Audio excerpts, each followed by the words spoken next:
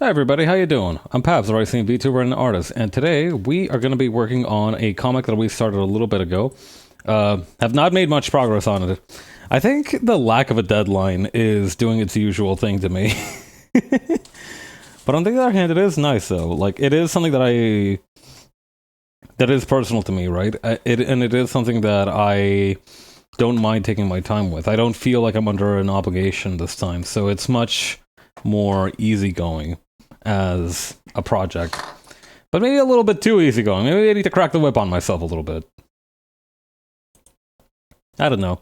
There has to be a good balance, right? I think it's a matter of doing it consistently. Where did I leave my pen? There it is.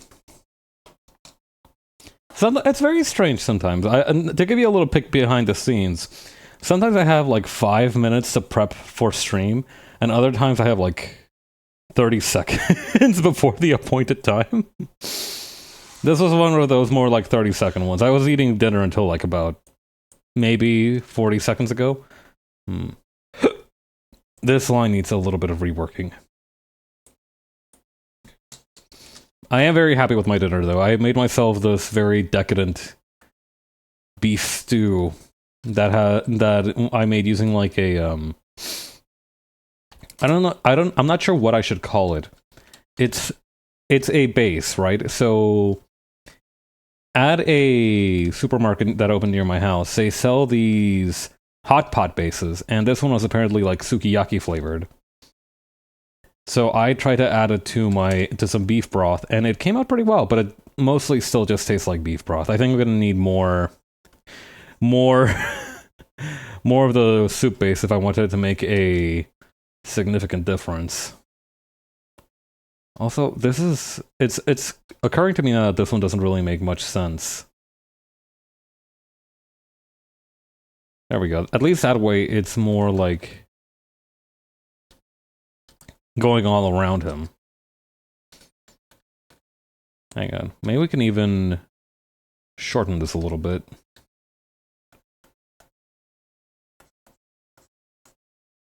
Like, I want it to be exaggerated, but not to the extent where it's like, wait, where's all this fabric coming from? I can also extend it a tiny bit here.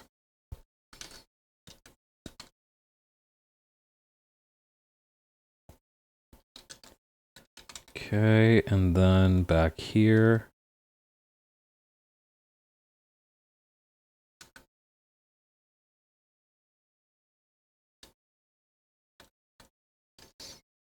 Yeah, I think that'll do. Actually, maybe just a few more tweaks. There we go.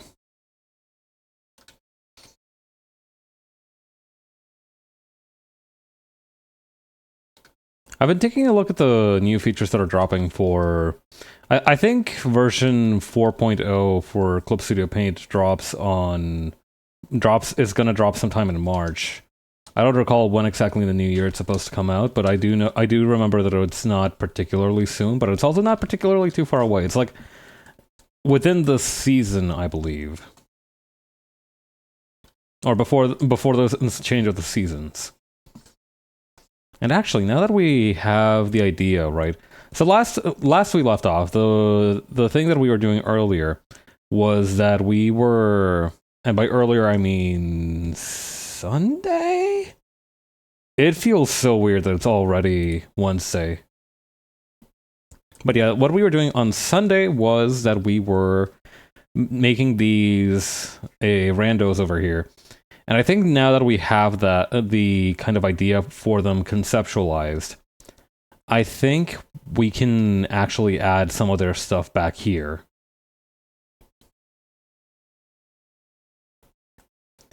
And actually one of them might be really useful right here. Hang on. I'm gonna have to think about how this will look maybe over here as well.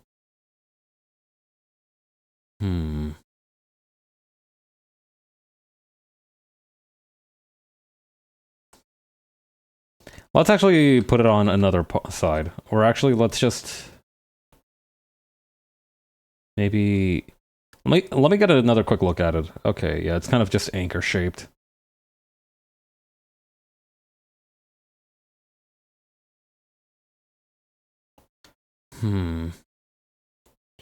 I don't know. I'm going to add... First, I'm going to take off the speech bubbles. Then I'm going to add...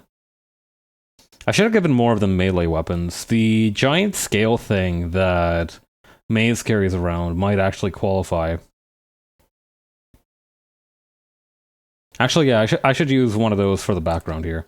So the idea, and this is not to try and spoil the kind of narrative that's unfolding as I am also drawing this, is that the pennies over here try to fight this guy here, and they have lost miserably.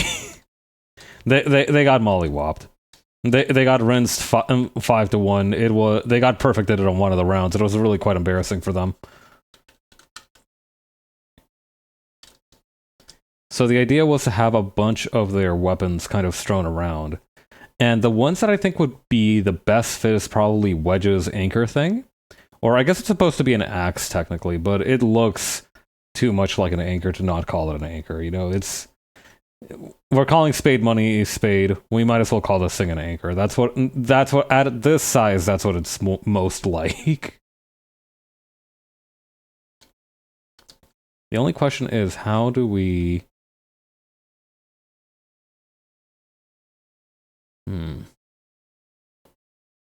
Because my idea... Right now, I'm thinking that he's kind of sitting on top of the knocked out Maze, talking to him.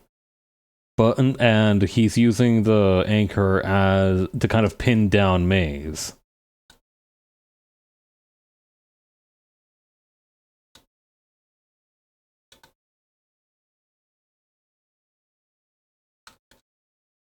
Actually, this could work.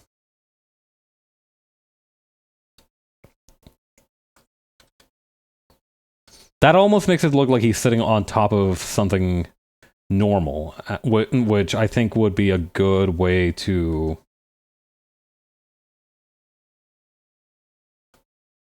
introduce things.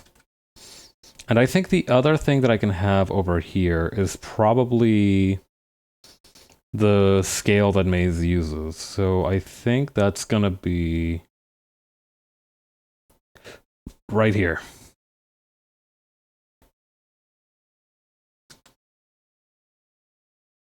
Boy, I went pretty bare bones on that scale, didn't I?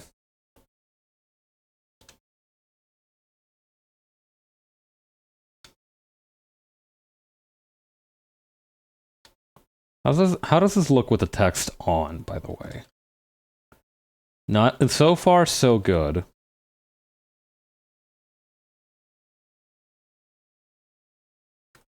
What I might be able to do is I might be able to add just the very kind of top part of the scale right here.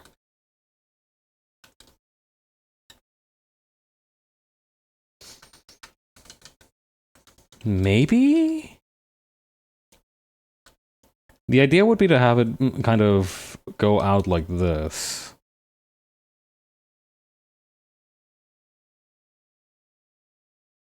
And it would also need that strange inset that I designed earlier.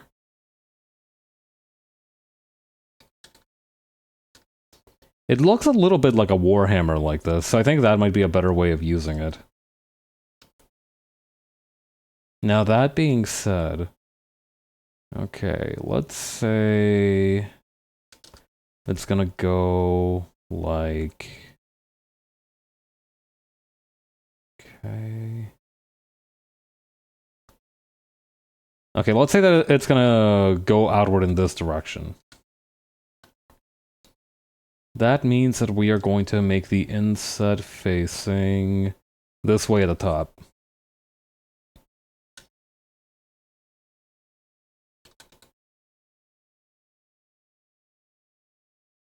Hang on, I got a better idea about how to do this.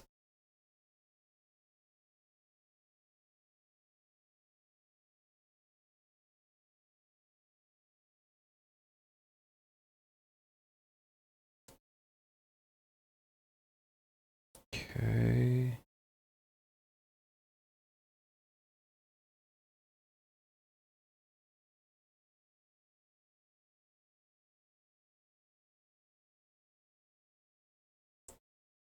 Okay.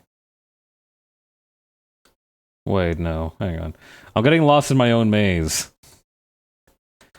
This is definitely what happened to the guy that built it. Did they ever tell us anything about the guy that built the maze that the Minotaur is in? Or is he kind of just like, okay, an unnamed maze builder? Hang on, they gotta have mentioned him at some point, right? Minotaur of Crete, Wikipedia.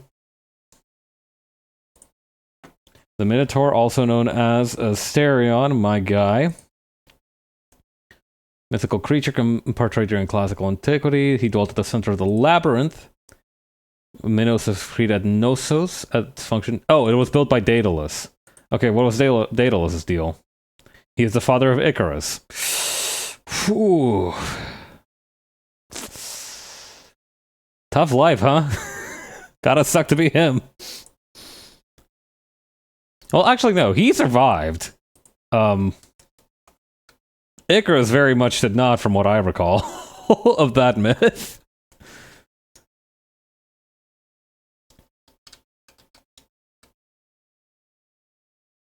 Well, you win some, you lose some, you know? Okay, and that's gonna cross over. Might actually have to erase parts of this and just make it a little bit narrower.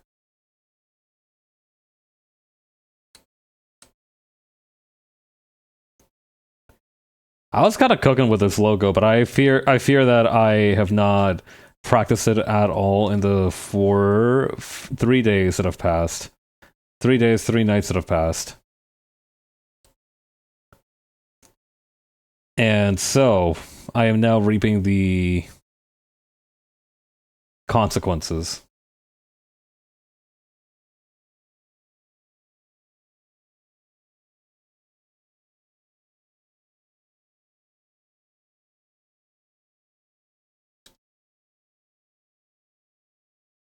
Okay, that'll do.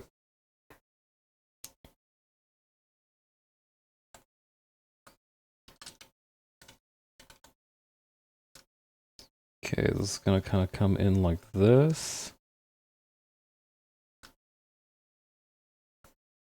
Do you think that that making Daedalus the guy who was Icarus's father and also the guy who built the labyrinth, like a coincidence, or was he just like one really, really unlucky guy?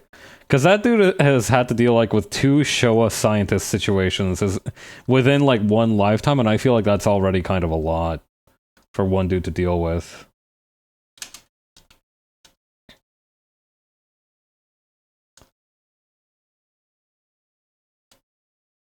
Like I know like a lot of revisionist mythology or like myths based on the Greek, or not even myths, modern retellings, quote unquote, of Greek stories often make the Bull of Minos a much more, shall we say, relatable or humanized figure instead of the ordinary man-eating monster that it traditionally was.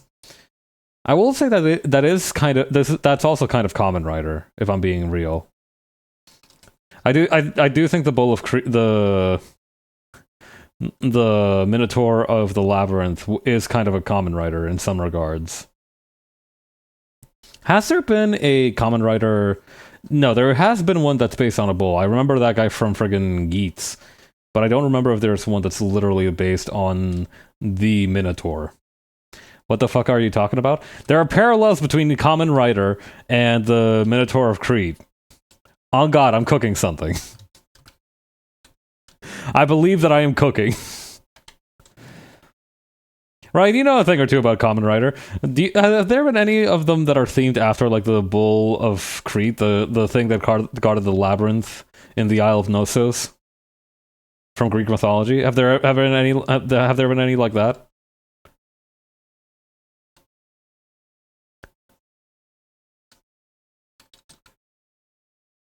I know of like one bull-themed guy, but that's it. I only know about Buffa from Greece, but I haven't seen Geese. Yeah, I was gonna say Buffa is like the most bull-themed guy that I know out of all the Kamen Riders. But yeah, he's not exactly like Minotaur themed.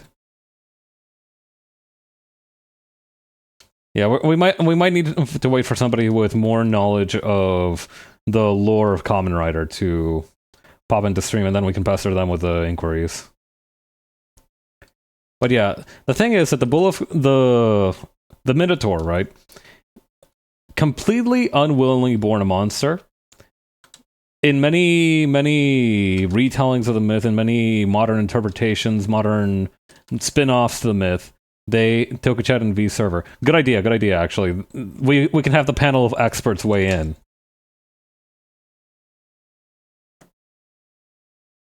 I'm gonna keep it that open in like a side window to observe. Godspeed, Ryan.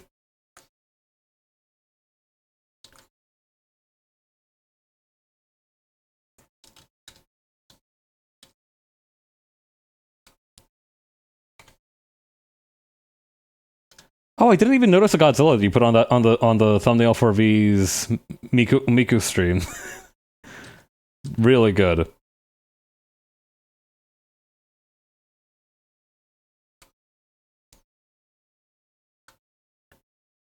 Goji, my guy Goji.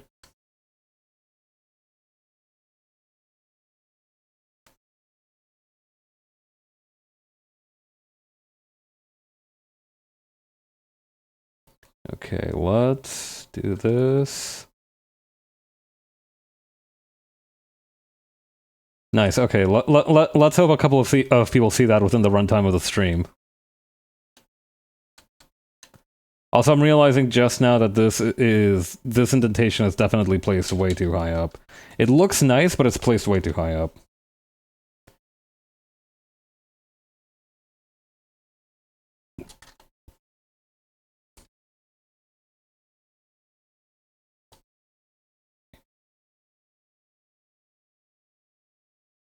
But yeah, V server is a really good place. Zolda. Okay, let's take a look at this guy Zolda.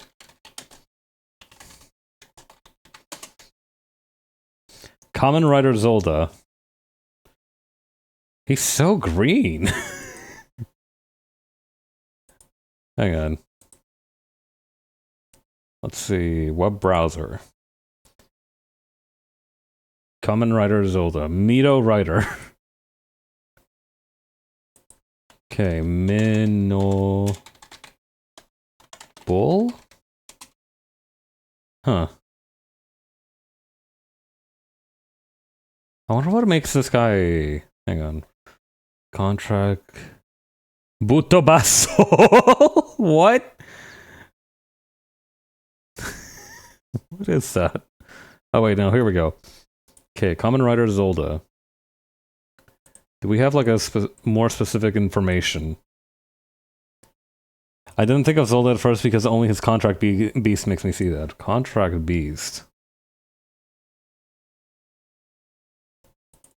Transform to Kamen Rider Zolda using a card deck and V buckle upon forming a contract with Magnu Giga. Magnu Giga.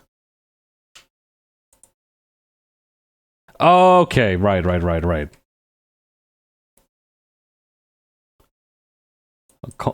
Contract monster, a Minotaur, and it's referred to as a Steel Giant, as its size and heavy arsenal gives it the appearance of a mecha. Zolda uses various parts of Magnu Giga for weaponry. However, unlike all other contract monsters, Magnu Giga seems to be incapable of moving on its own. Bro! Oh, okay. Alright, well, I guess that answers that question. There is one that is kind of Minotaur themed. Hang on, Coops, I think said Zero Nose. Kamen Rider Zero Nose. Platform Zero Nose's most basic default form, an undersuit. Transformation belt, transformation card.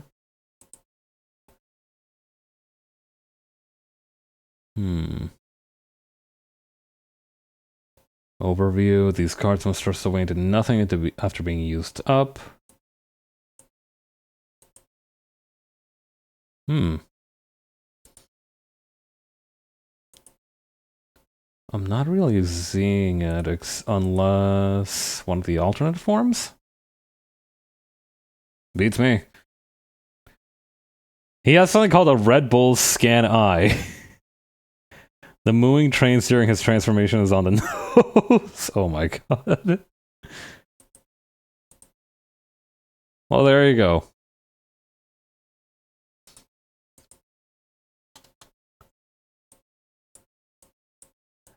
It's good that Kamen Rider has basically done more or less everything under the sun and are now well on their way to conquering the realm of desserts. I don't know. It's kind of like how you will probably have at least one Piece character that shares a birthday with you. You know, it's like it's nice. It feels like you can relate to them a little bit better.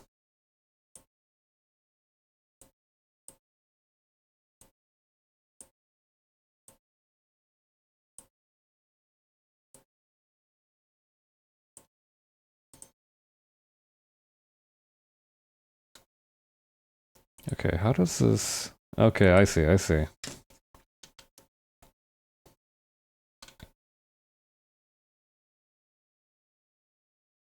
Yeah, the One Piece character that shares a birthday with me is one of Arlong's crew that fought Usopp.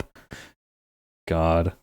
I think I shared a birthday with like one of Big Mom's 40-odd children. Which is kind of funny, actually. I don't know, that's good though. It stops me from getting doxxed.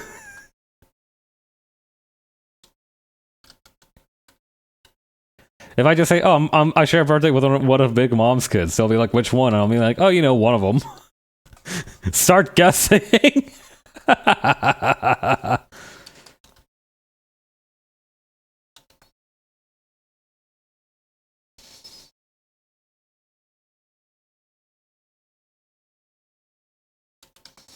Performing birthday analysis.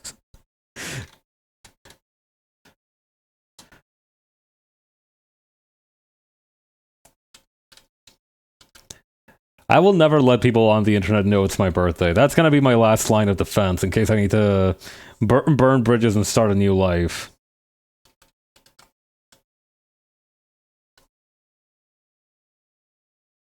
That's my emergency escape button. The birthday generator.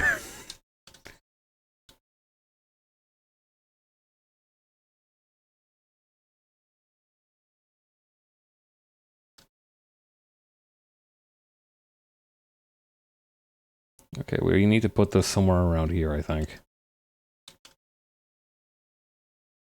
And we can probably just copy and paste the Lineart from over here.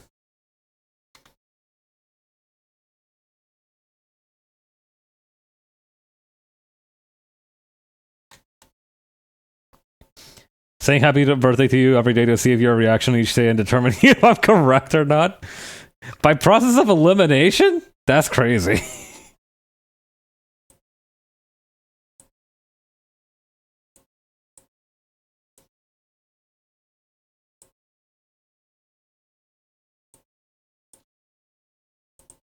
Anyway, happy birthday, Pat! I can guarantee you it's not today.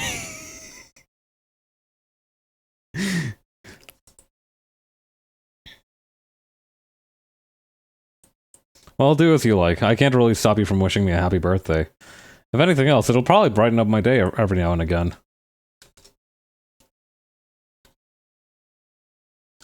Crosses it off the calendar. We'll get him next time.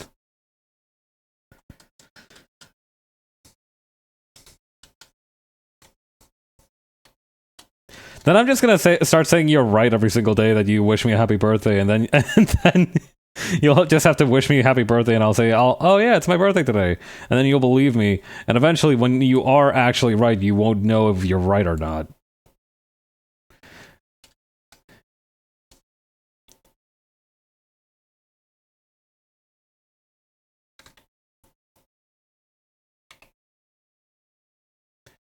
There are ways to circumvent your mind games. But one day I will be right, and that's what matters. Alright. I guess I can't really stop you.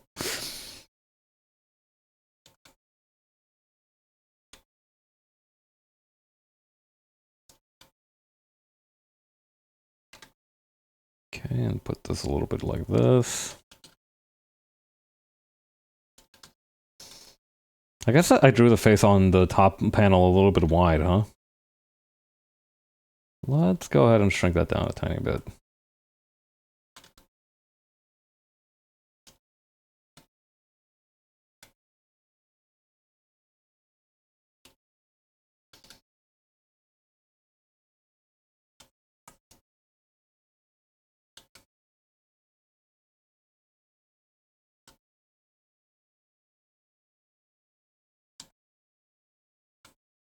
Okay, and then big legs so that the pose makes sense.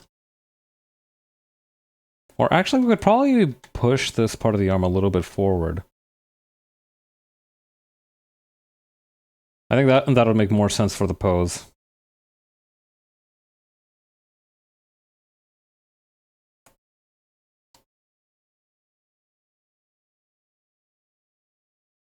There we go.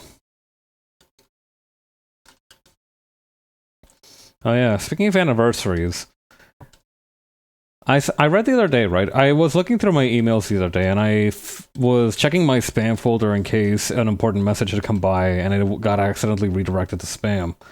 I found a few newsletter bits. So I subscribe to this newsletter that has a couple of like items on business news, mainly because it's got some entertaining stuff in there as well. And for that day in particular, I think this must have been during November or something. Apparently, it was the anniversary of when the US launched a satellite to space. So apparently, Japan could receive American TV. And the reason that they did this was, I think, for like a big inauguration event or something featuring JFK. And I can't remember if this is what it said specifically, but it sounded like the same day that JFK got was the day that the Japanese got American television, and that was like their first American televised event. Hang on, American television, Japan satellite. Wikipedia. Was it on one of the Apollo rockets? TV Japan? No, that's not right. Relay program consisted of Relay 1 and Relay 2, two early American satellites in elliptical medium Earth orbit. Both were primarily experimental communication satellites funded by the NASA and developed by the RCA. As of December 2nd, 2016, both satellites are still in orbit. Relay 1 provided the first American television transmissions across the program. Nice, okay. What was their... Oh, no, wait, no, it is correct. Okay, Relay 1 was the first satellite to broadcast television from the United States to Japan. The first broadcast during orbit 2677, which occurred on November 22nd, 1963, was to be pre-recorded address from the President of the United States to the Japanese people, but was instead the announcement of the JFK assassination. Whew. Kind of a strong entrance. God, okay. On orbit 2678, the satellite carried a broadcast titled Record Life of the Late John F. Kennedy, the first television program broadcast simultaneously in the US and Japan. In later orbits, NBC transmitted coverage of the funeral procession from the White House to the cathedral. That is really funny in a very dark kind of way. Imagine you're some dude living in Japan in the 60s, you know, Kazuma Kiryu isn't around yet. And like you hear about this fancy satellite the Americans are setting up, and you're like, all right, awesome. We'll finally get some American television. And hey, we're going to get some coverage of the new president. Wait, what? Hang on. Maybe there's been a translation error. They're saying the guy is dead? Well, that can't be right. If we're supposed to... Oh, no, he's like dead. Oh, shit. Must have been quite the experience.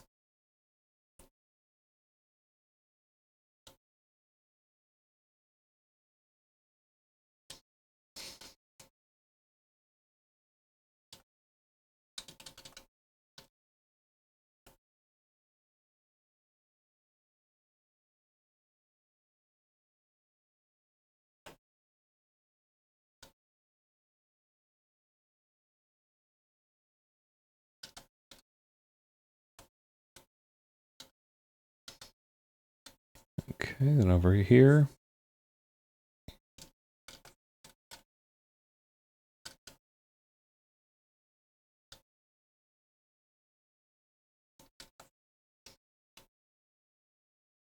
The eye needs to be a little bit wider, I think. Just for the nose to make sense, mostly.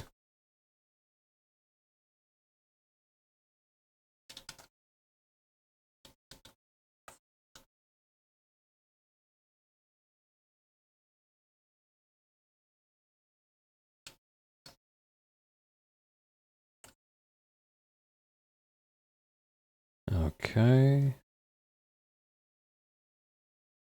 Yeah, the left head side of the left hemisphere of the head is still a little bit far away. Let's slide that in a little bit more closer.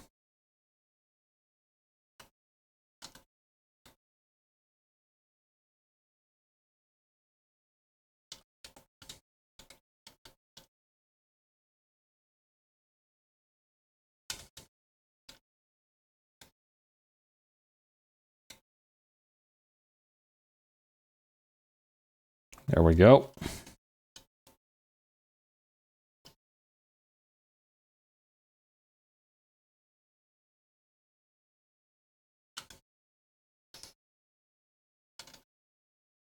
I'm gonna need to remember to thank the people who answered the question about the bull-themed common writers on V server later.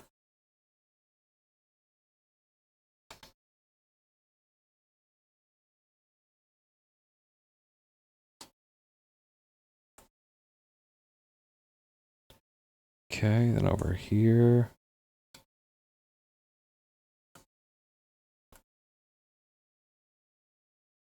This arm is is definitely a little too long. Could also stand to put this a little bit closer in. Like so, and then flip it over.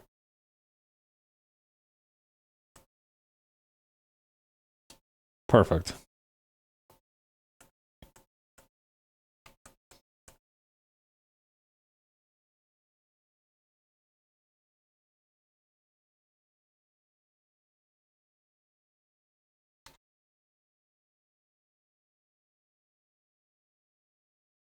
Yeah, that looks about right.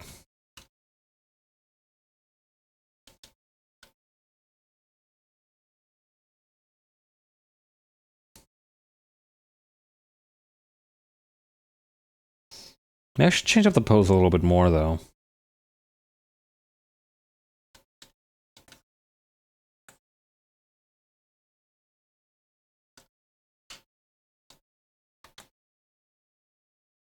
Oops. Get back here.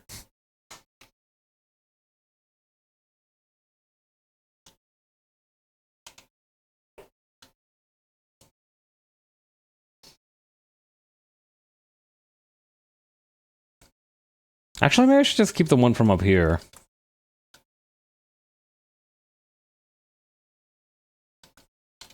Or maybe... Hang on. Would this pose with this hand gesture work?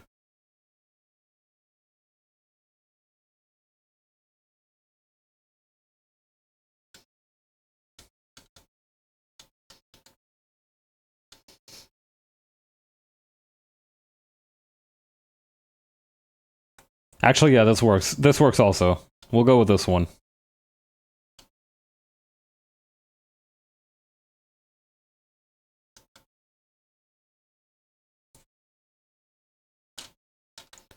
Okay, then over here.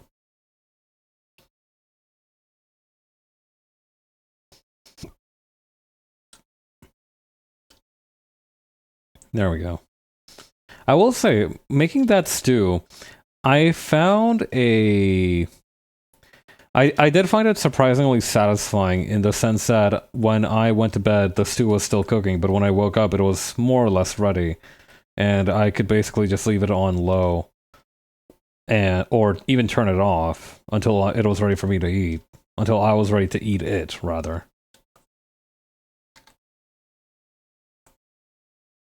I don't know, there's something special about that. For some reason, whenever I have, like, pan-fried food, I feel like I'm in a little bit more of a hurry.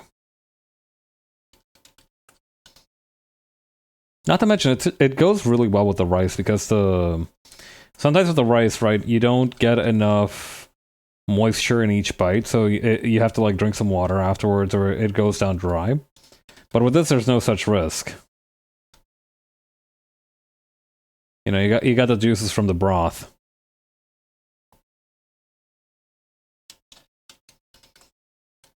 That thumb doesn't seem right. Maybe I could just kind of...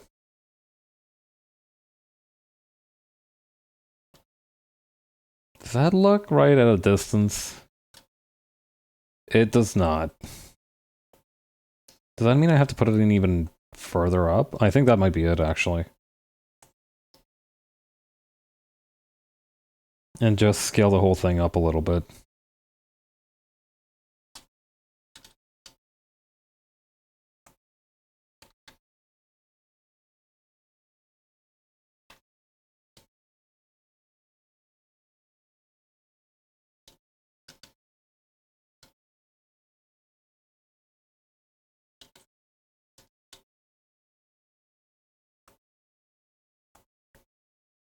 I keep thinking of that one image where it's like it's like an edit of The Simpsons, but it's like, please, we have to sell most of Bart, and you just see like Bart's head, and he's just like kabunga. I don't know. There's something about very short, punchy sounds that just it makes me laugh a little bit. Like one day I remember seeing this one. This messed up Burger King sign that said, instead of Burger King, Kurger Bing. And that already got a chuckle out of me, but then somebody was like, I go to the Kurger Bing, I eat the Bamburger. And that made me lose it.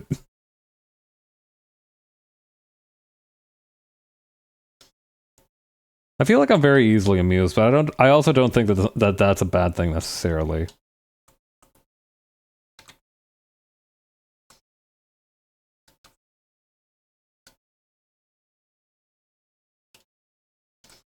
Yeah, I'm going to get rid of the thumb back here. And the original one, too.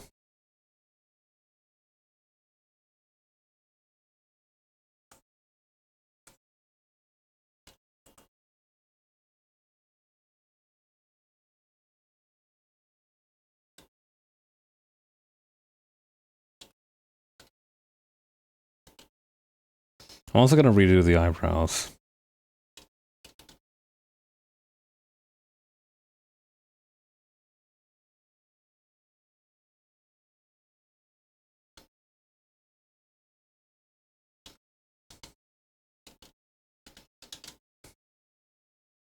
Yeah, this hand also does feel like it should be a tiny bit bigger.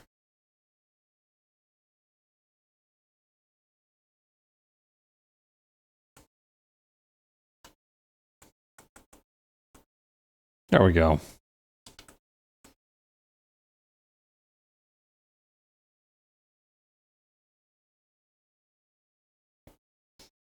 Okay, now we can add the panel here. Oh, wrong layer.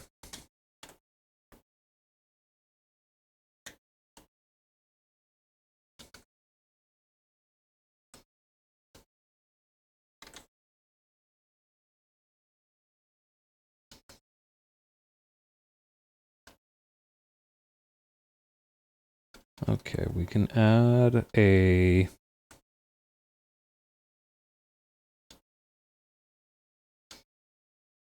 handful of fingers here.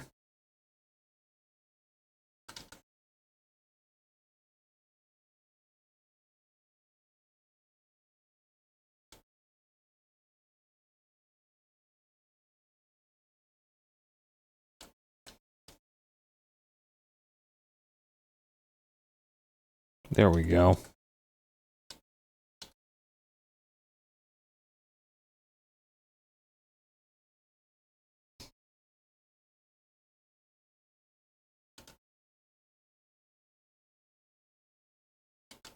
No, that's not how the fingers would bend here.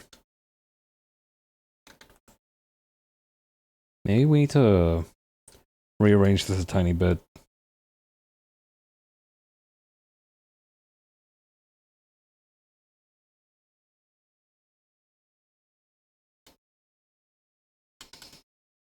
This could work.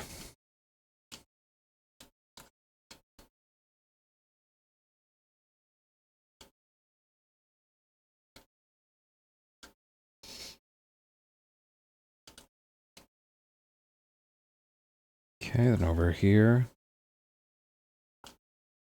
God, I'm still thinking about the JFK assassination thing.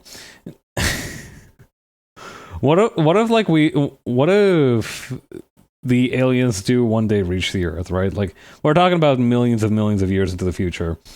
And we have, like, we've managed to preserve some media, but, like, the only one that the aliens are able to find and play back is, like, a recording of the JFK assassination.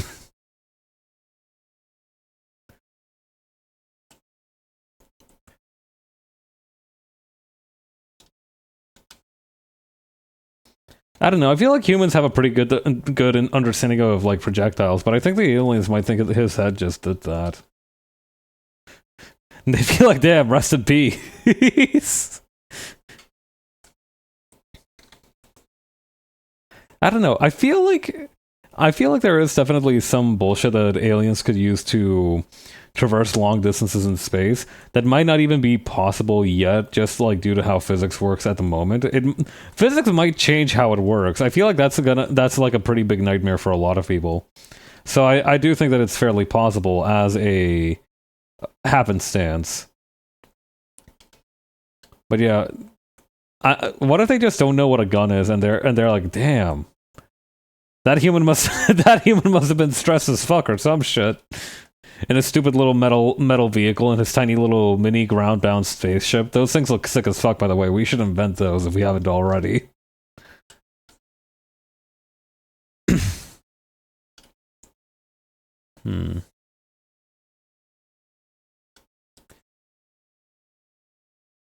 I kind of want to make this something that isn't a mirror. You know what I mean? I feel like we could have a good bit of personality be like, okay, this guy doesn't exactly have a mirror. How did people check their reflections and their appearances before the existence of mirrors? Hang on. Before mirror Wikipedia. A spoon? Actually, that would be really funny. Hang on. Mirror. Spoon is a really strong contender. I'm just gonna pop open the Wikipedia article for mirrors real quick. Okay, looking glass reflects an image, like that bounces off a mirror.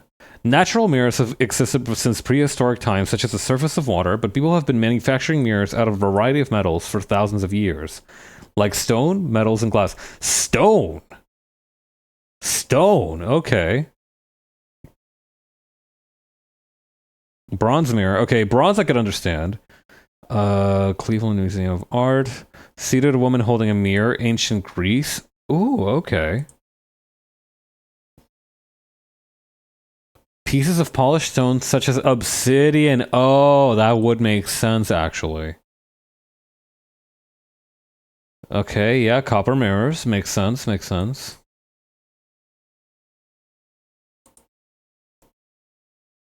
Middle Ages and Renaissance. What's this one? Okay, this is kind of when glass starts getting introduced. Okay, I do think the idea for the spoon is kind of goated, Ryan. You're a genius for that one.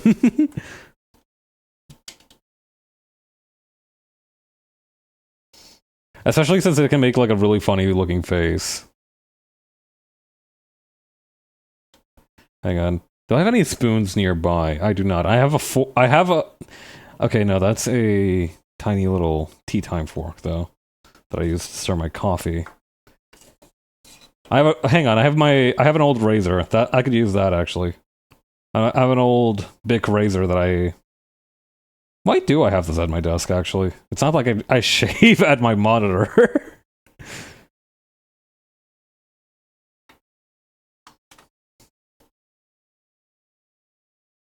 Okay, then over here. Honestly, recently I've been starting to rely more and more on an electric razor and just dry shaving, and that's been a big time saver, honestly. I don't particularly... it's not like I dislike being clean shaven, but at the same time, it does take a while. You know, it does take quite a bit of time and prep, and I sometimes end up cutting myself by accident. It's a whole production, right? So the fact that I can just grab an electric razor now and just like shear it off and set it to be a precise level is very convenient.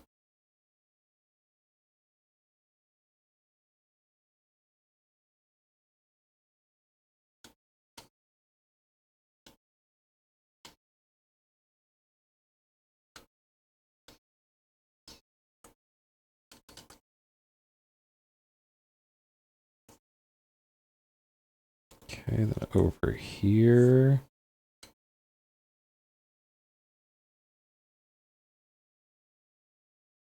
We are going to need to do some trickery for the ability to curve it on a spoon, though.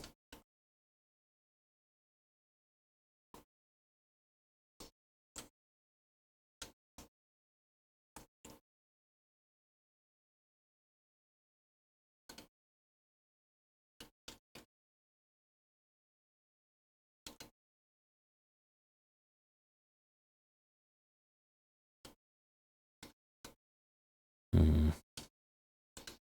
It's a bit too big, the head of the spoon here.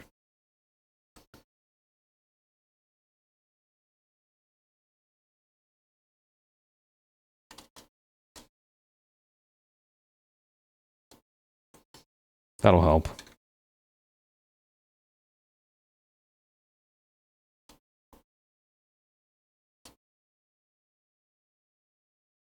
Perfect. And then in order to compensate for the fact that it's so tiny, we can just kind of scale it up.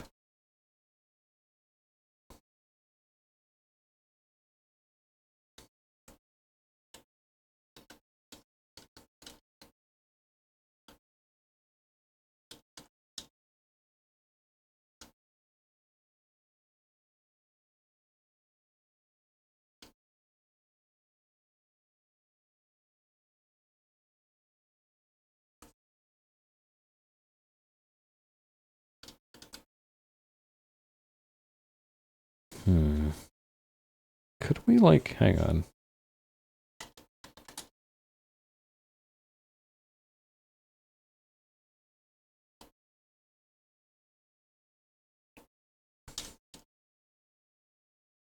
That looks a little better. Although because of the scratches on it, it does look like we kind of just attached the an impressionist rendition of the Eraserhead baby to a stick.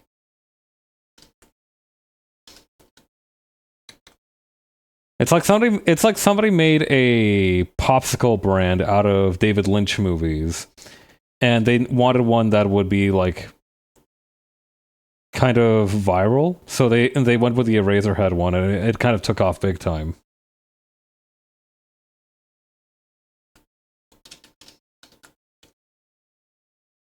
Okay, so in here we're also going to make a folder with this guy's reflection on it.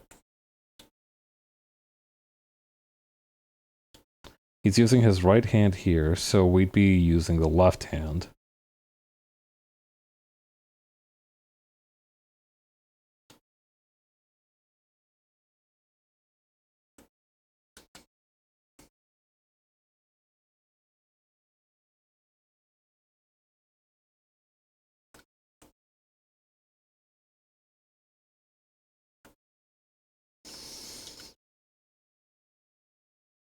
Okay, and then over here.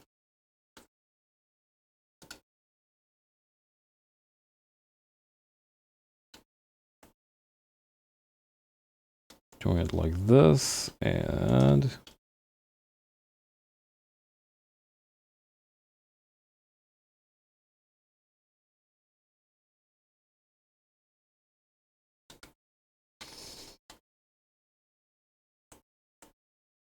making this finger just a tiny bit bigger.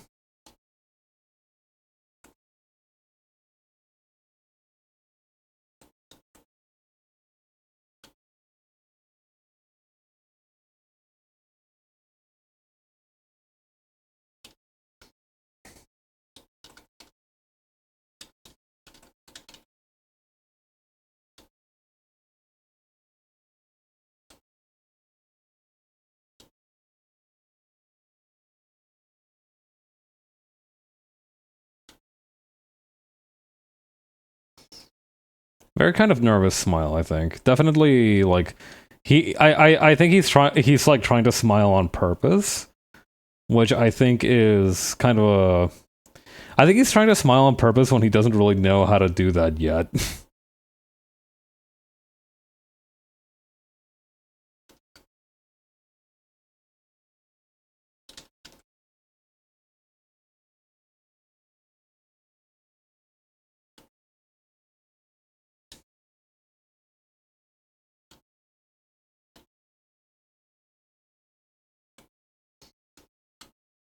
When I was young, my brother always used to tell me that I used to smile upside down. He wasn't kidding either. Like that was basically the best way we could describe it. Like I would smile, but like the corners of my mouth would go downward. I kind of sucked at smiling at that time. As you can see, though, I've picked it up quite splendidly since then. And it's important of a skill, too. I have lots of things to smile about every day of my life.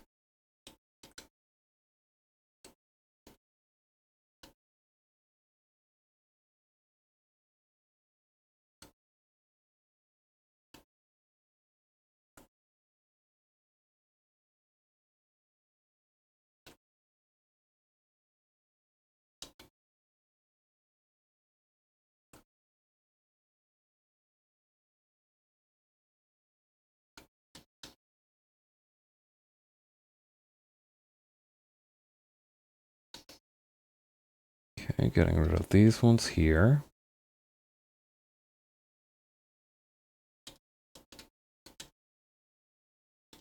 I might actually flip this part around.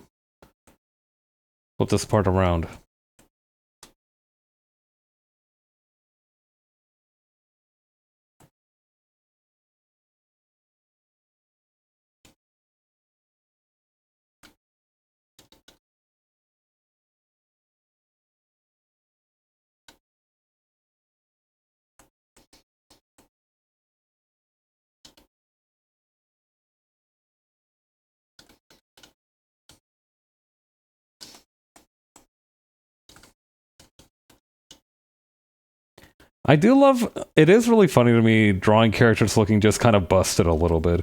Not injured necessarily, but definitely like a little bit, like a little bit worn.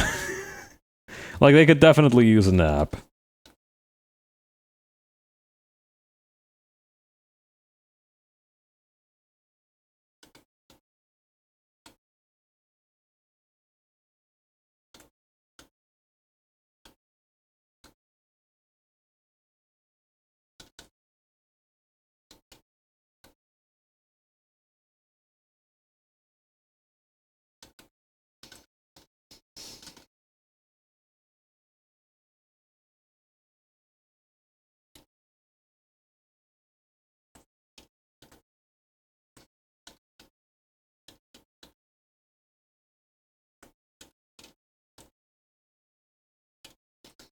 Okay, then over here.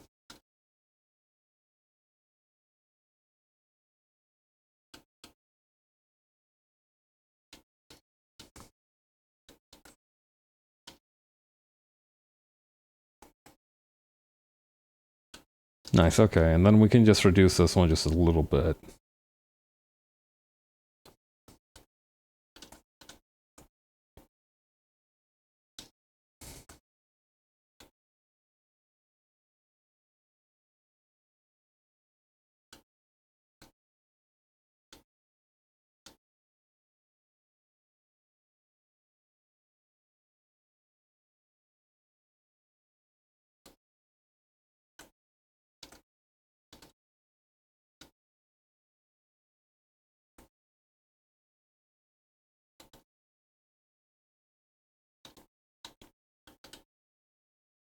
Okay.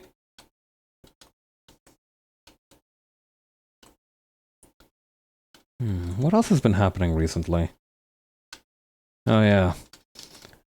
I'm trying to figure out how to... Recently I got myself like a nice proper flat pack dresser instead of the one that I've been using up until now, which is one that I bought when I first moved into my apartment. It is a Very crappy little... not necessarily crappy, actually. It's held up fairly well over the years. It's not like it's falling apart at the seams or anything, although I haven't really put it through particularly rigorous paces myself, so I would be much more disappointed if it did actually crash before now. But the dresser I've been using up until now is one of those ones where you had like basically cardboard boxes covered in fabric, and that's where you use the drawers. This one is mostly particle board, but it's still wood. It's still like decently solid wood. You know, it's got structural integrity to it. It won't flop around if you take it out and there's nothing in it. But the only issue is that now there was so much particle board that my room just kind of stinks of the smell of wood and particle board. It's been very much a double-edged sort of dresser.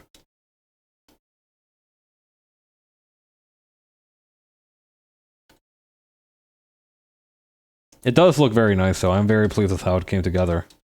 Especially once I figured out how to get the friggin' drawers in place. That one was a nightmare for some reason. I remember I had to try it like 5, maybe 6 times per drawer to fit them in properly. I'm like, go in! Go in! Lock in! Why are you locking in? I checked the instruction manual and everything, but all it said was like, oh yeah, dump it at an angle. Okay, big man, what angle? What fucking... Can you provide details, perhaps?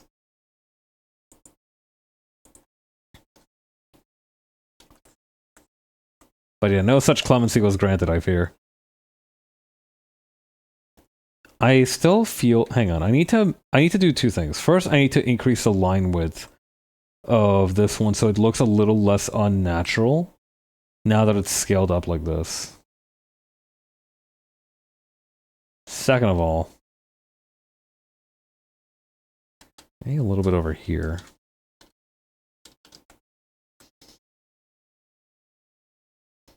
And I think what I'm going to try and do for the reflection here, I'm definitely going to hit it with the fisheye perspective, but I'm going to make it so that it emphasizes the smile a lot.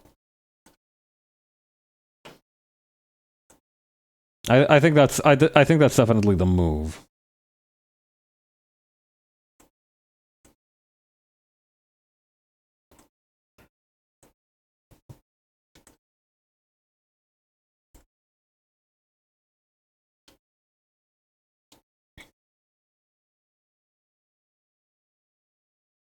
Okay, and then over here.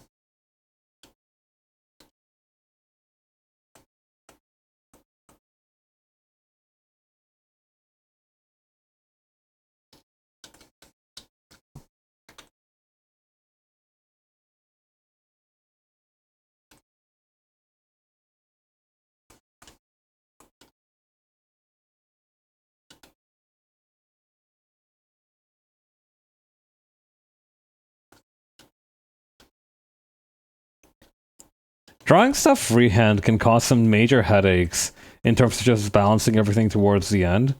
I am going to just flip the page before because we're basically finished with the line art for this page, and we still have quite a bit to go.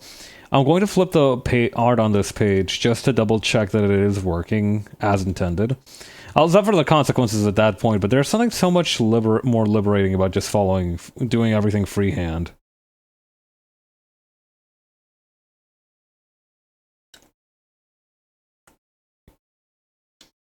This is the kind of thing that the Tao Te Ching was talking about, where it just kind of happens naturally. You neither particularly go against it, nor do you particularly go with it.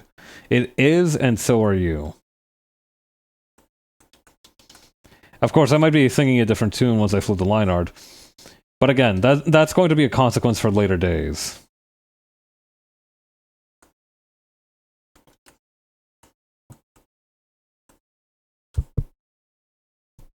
Okay, and then over here.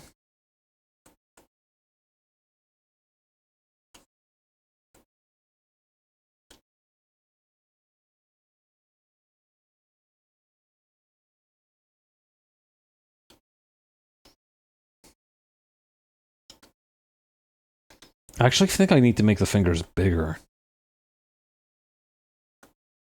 The thumb is definitely kind of dominating here right now.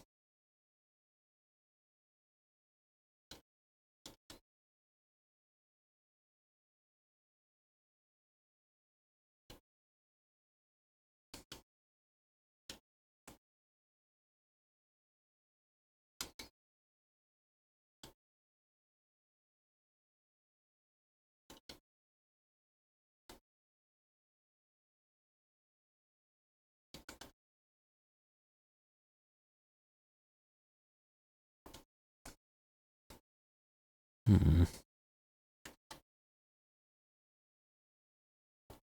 Just add this one over here.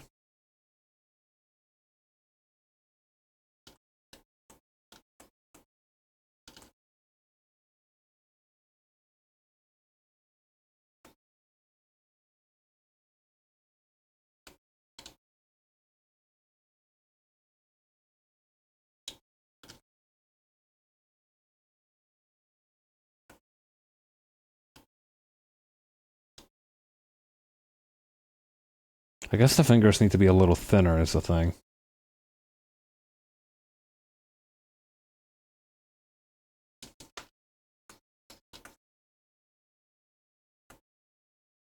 I'm worried that looking too long at this image of somebody gripping something kind of tightly is going to cause me to subconsciously grip my pen a little bit too hard as well. Let me just take a quick stretch of my arms and hands.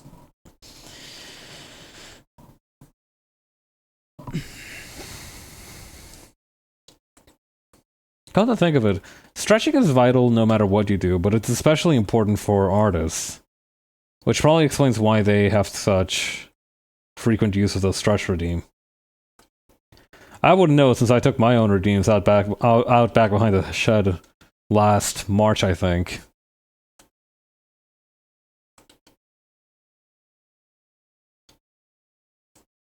Still one of the better decisions I've ever made. I love being able to yap without worrying that I'm being interrupted by some lousy advertisement. If I feel like I've got a good bit going, I don't need to put brakes on that thing.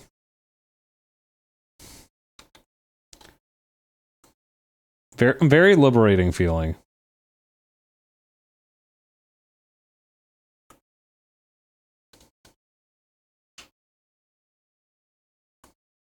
Of course, I do miss being able to edit my emotes. Do I still even... I still do have emotes, don't I? Oh my god. I wish somebody would have told me that as a consequence of losing my ability to change redeems, I would no longer be able to use emotes. Or rather, change my emotes.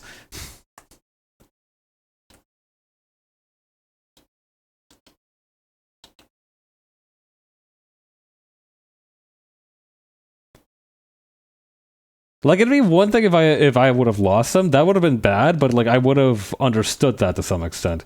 But like the fact that I have them, but I can't change it anymore, that's devious. That's fucking...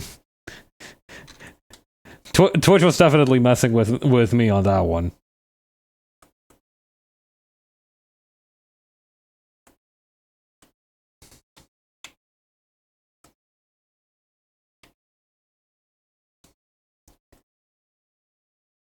I don't know. There's that phrase of like Occam's razor, right?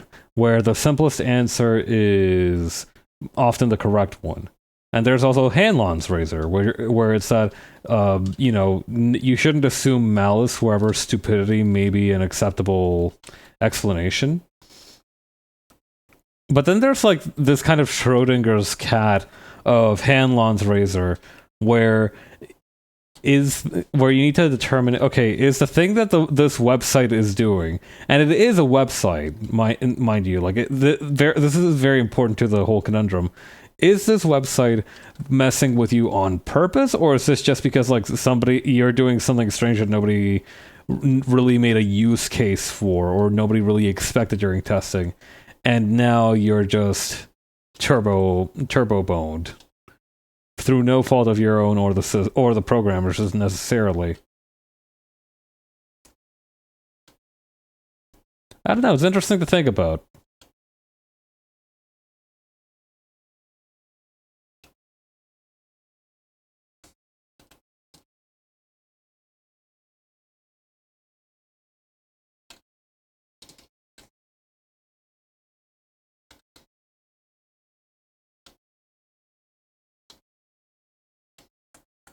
Okay, very good.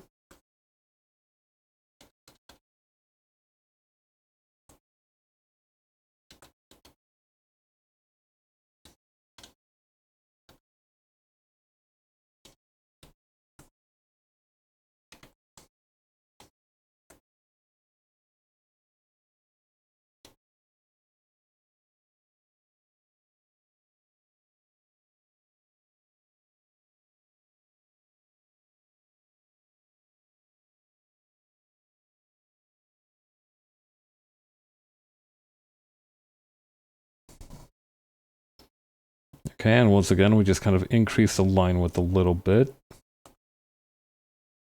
just to make it look more natural now that it's scaled up. And what we do here is very similarly to the previous panel. We add a folder.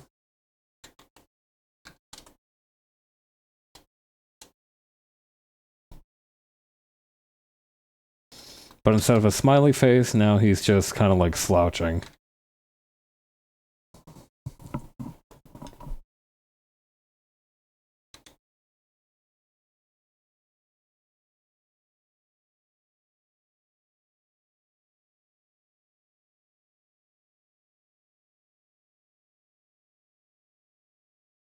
And actually, we should probably lower the collar a little bit too.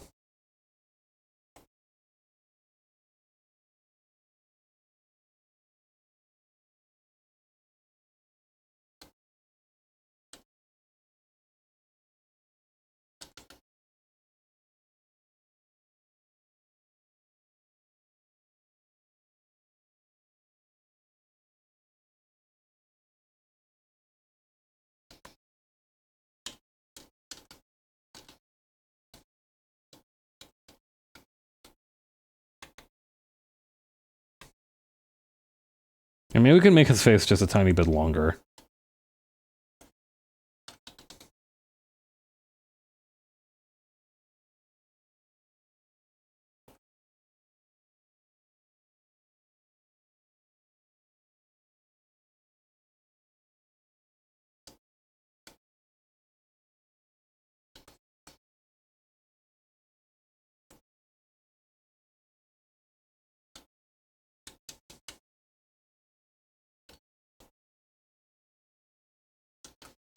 Okay, and then over here.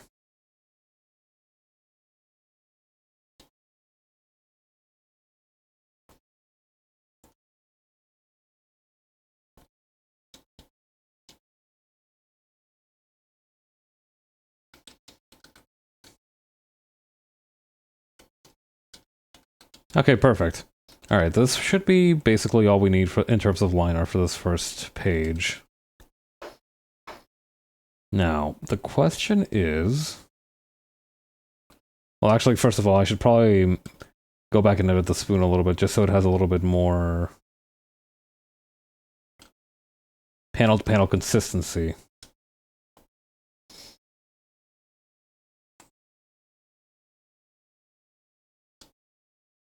I'm probably also going to increase the thickness of the line art for this panel.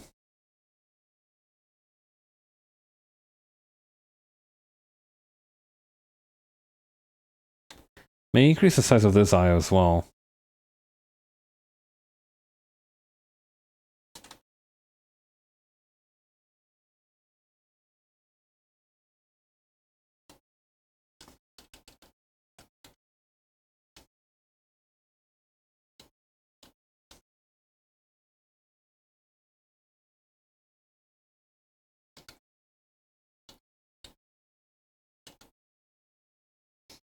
I'm still not fully happy with the mouth here.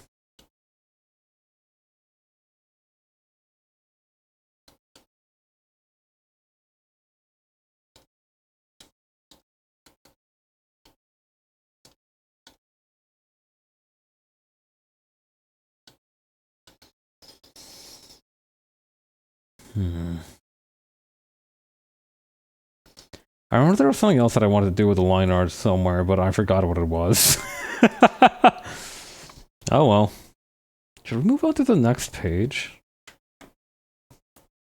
I think so.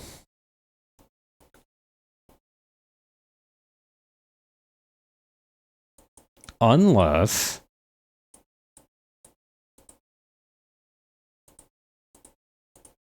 Hang on. Oh, Rachel! Hello, everybody. I'm Paps, a Rising VTuber and an artist, and we're currently doing a little bit of artwork for a 4-page comic story that I'm trying to tell. How y'all doing? How was your stream? You were playing more Elden Ring, right? Did you have fun? Did you get some good runs in? Yes. Nice. What is that? Sometimes when I check out the vector layers, there's like this tiny, unidentifiable speck. Look at this. I can literally count the pixels of how big this is. The 3.5 stream was dedicated to the last boss of the DLC. That sounds tough. All right, let's see. 1, 2, 3, 4, 5, 6, 7, 8, 9, 10, 11, 12, 13, 14, 15, 16. 16 visible pixels on this. Finally managed to kill it after 136 attempts. Congratulations! You've worked hard. Does that mean that your challenge run has concluded? Or not even challenge run, really. Does that mean that the worst of it is over? Have you finished your run? I don't know. Do they call it a run? I have like zero clue about Souls-like games. I have been interested in them for a little bit, but I've never been deep into it.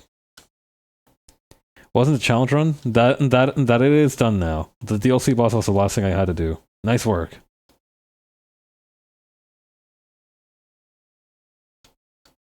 Yeah, I hope you had a chance to celebrate. Let me congratulate you once again on your hard work. Challenge run or speed run, I guess, would be the run. That's true, actually. And there are speed runs of those games, aren't there?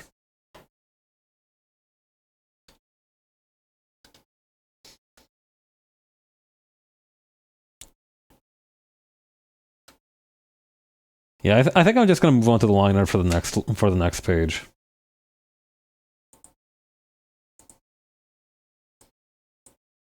God, I watched way too much Summoning Assault videos the other day. I feel like I have gotten like salt poisoning almost. Salinity poisoning. I ventured too deep into one of those lakes that they have at the bottom of the sea. Love Summoning Salt. I do love Summoning Salt videos every now and again.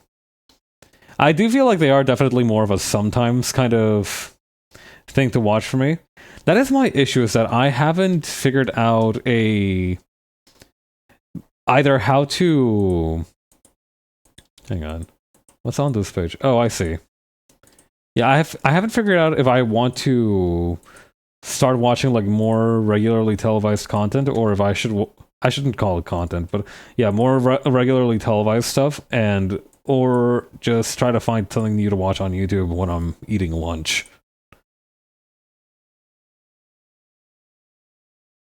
Change image for solution. Oh no, wait, what I want is on filter.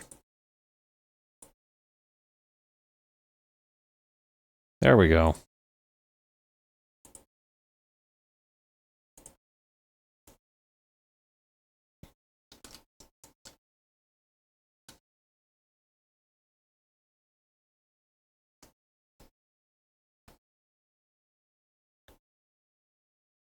God. I remember there was this one Mario Kart one that they did for Mario Kart 64, or I guess it would just be plain old normal Mario Kart, huh? But yeah, they did one for the Mario Kart on Nintendo 64 where they were like, where they were doing that bit where it's like, but one day that record was broken and the runner's name was ... They were doing that bit, and I was like, okay, what's the guy's name? And they mentioned a name that I hadn't heard before in the video. And I'm like, who the fuck is that? And suddenly they were like, nah, I'm just kidding. It was actually this guy.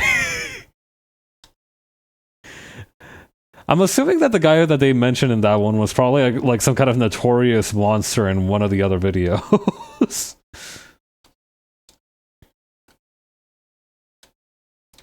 I do love it like when a speedrun video has like a face and a heel, if that makes sense.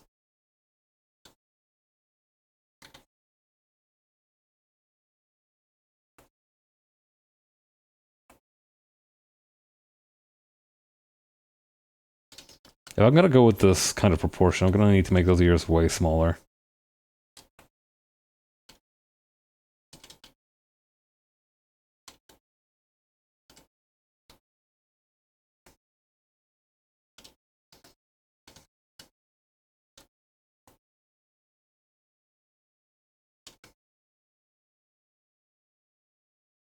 I do also really like how the pen strokes are looking now that I'm using a slightly bigger line width.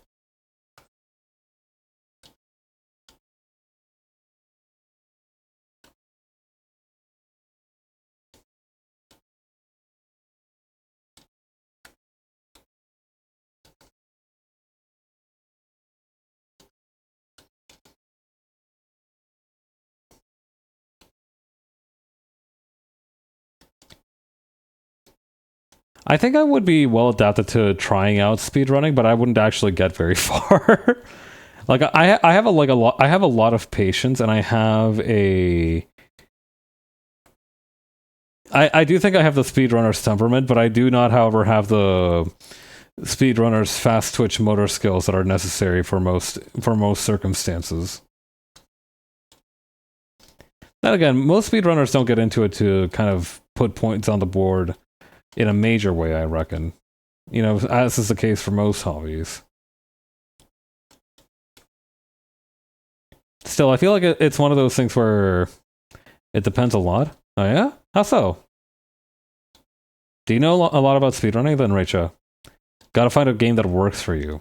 I think that's true as well. Like if you enjoy the game and you are familiar with it, I think it would make the whole process a lot more bearable. I speedrun a game or two. Oh, very nice. Which ones do you usually go through? I do remember popping into one of your streams one time and seeing a speedrun timer at the corner a little bit ago. Not too long ago.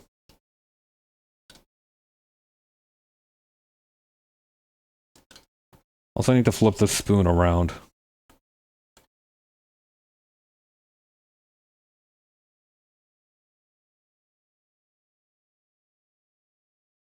My main game, for example, was very little randomness and doesn't have any complex tricks. It's more about consistent execution than reflexes. I see.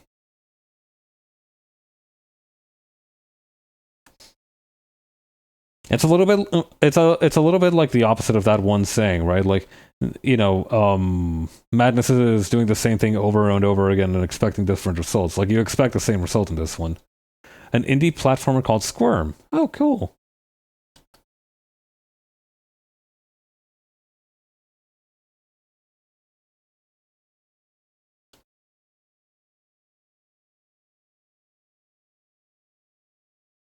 How did you find out about Squirm? Or I guess it's speedrunning scene. Did you play it one day and were you just like, hey, does anybody speedrun this? And then you just kind of picked up the mantle? Or was it known for speedrunning?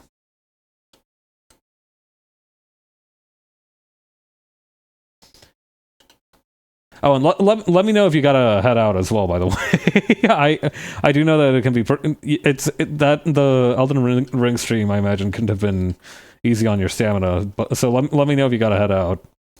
It isn't very well known. I'm basically the only runner of the game. Damn. Which is a shame, as I think it has a lot of potential. Yeah, how so? Like, what are some of the features that you think make it have good potential? A friend of mine ran it, so I picked it up too. Oh, cool. That makes sense. I wouldn't have gotten into Guilty Gear, for example, if a friend of mine hadn't recommended it to me.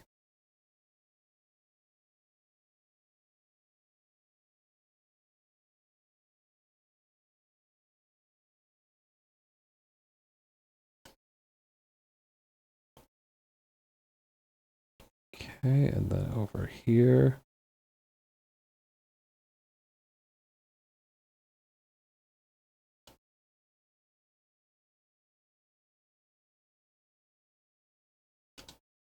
There we go.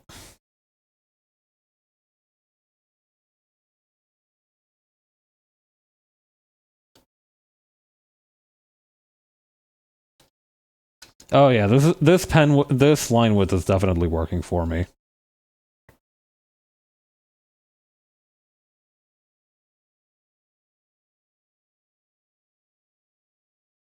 Alright, let's just scale it up a little bit.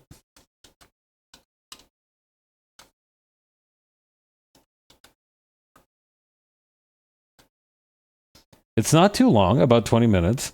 It is pretty stable. It has familiar platformer controls. While it doesn't have any super complex tricks, it does have a few small things to make it interesting. I see, I see.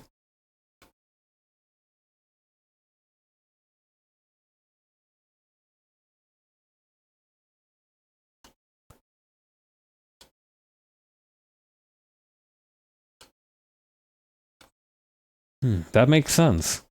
It's got meat on there, but it's not particular, but it's not like too spicy. I think I can understand that.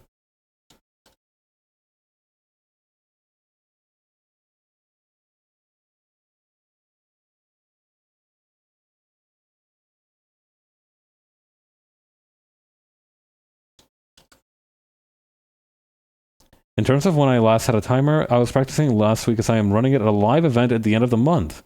I was also using the speedrun timer when I was doing my 24-hour charity stream. Oh, nice. What's the event at the end of the month? Is it speedrun focus, or are you kind of bringing that in as your particular talent?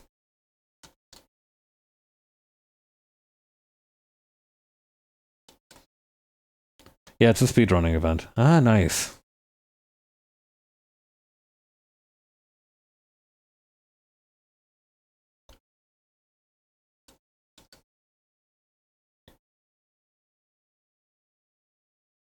Okay, then over here. And we're gonna need to make that neck way smaller. Or actually, we could just make the shoulder bigger, couldn't we? A little bit of column A and a little bit of column B.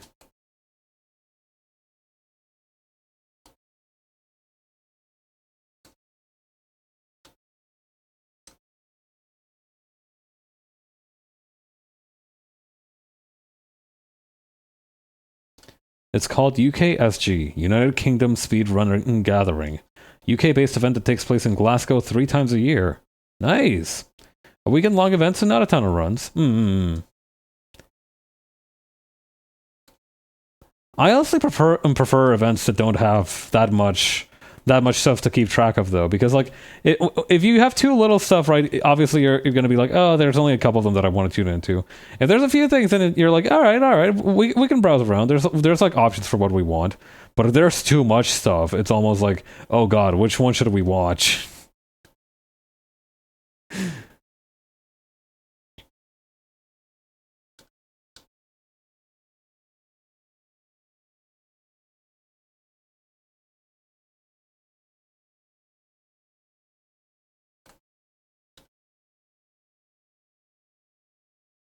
If there isn't an overnight portion this time, as they wanted to reduce pressure on the volunteers. Oh, dang, there was like an overnight portion, huh? So there are some people that volunteered to basically carry on throughout the night.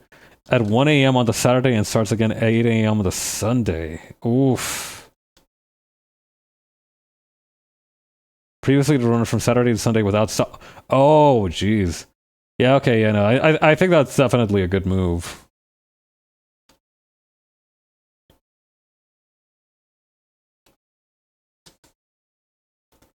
That would be kind of an insane thing to tune into when you're just late at night, couldn't really sleep, and you suddenly get word of this speedrunning event in the UK.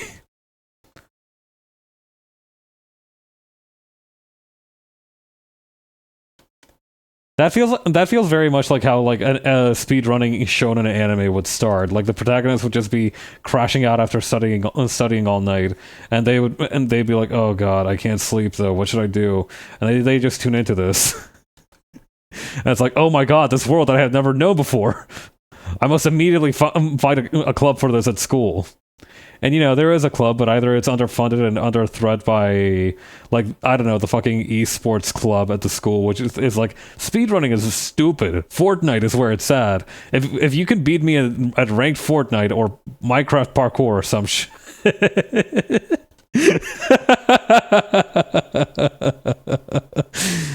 If you can beat us at whatever arbitrary thing challenge we set. We'll join your club, but if you don't, you have to disband to join ours, and you have to do the Fortnite dance. Actually, kind of funny. There is a European-based one that I've been to called ESA, and the hotel that it's hosted in does a cool thing where they beam the event through all the TVs in the hotel. Hey, that is really cool. That's got to be a great feeling. Most attendees are staying there, so it lets them watch the marathon while chilling in their rooms. Very cool.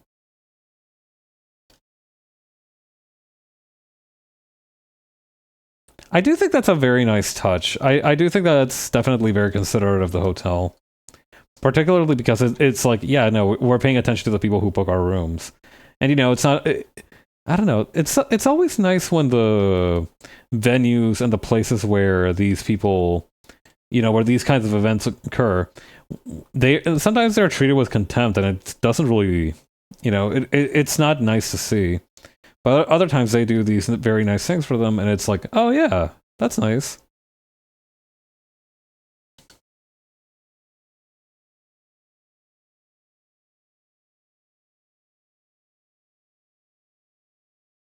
The hotel that ESA at is very accommodating.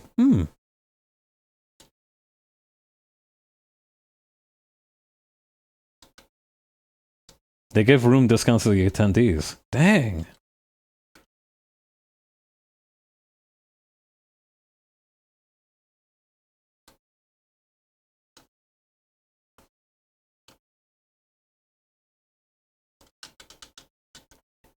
That is really considerate. And it also makes sense from a business standpoint as well, right? If these people are interested in coming back the next few years, you know, that is also steady business.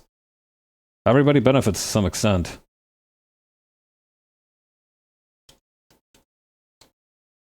It's always good to see that.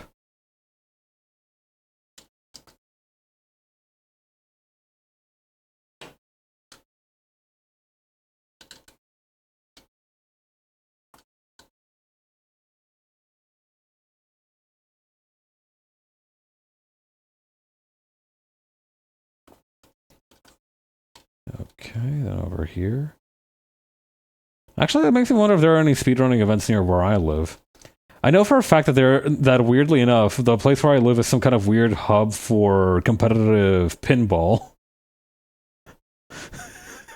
I found that out the other like a couple of years back, and ever since then I've been like, but how did that happen? Like there are internationally ranked pinball players in this town.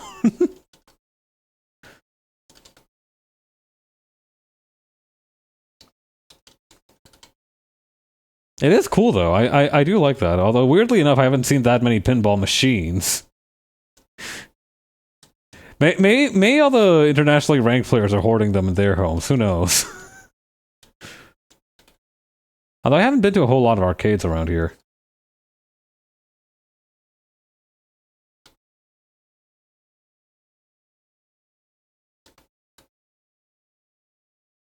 Would love to stay and chat more, but sadly I need to head to bed as it's 1 a.m. That was a hell of an Elden Ring stream. Of course. Get plenty of rest. Thanks for stopping by and telling me about all these interesting things. I really appreciate it. Thanks for the raid, and I hope you have a good night's sleep. Get some rest.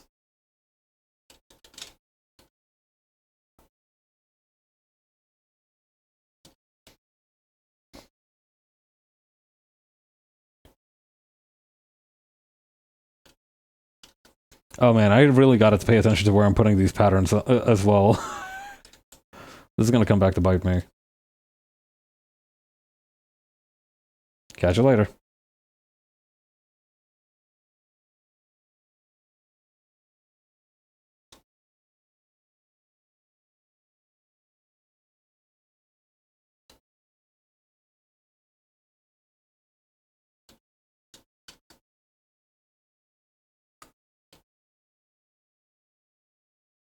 Actually, I could probably just use a normal speech bubble on here.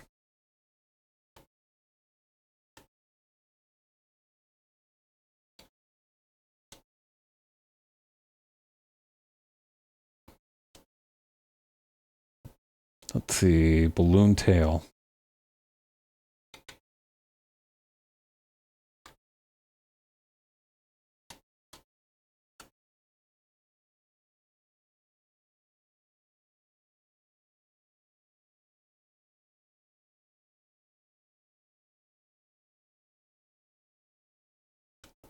Actually, maybe I should change the font of this. Maybe it to something like Impact. Block stock? That just looks like an upside down eye. Arial black? That works.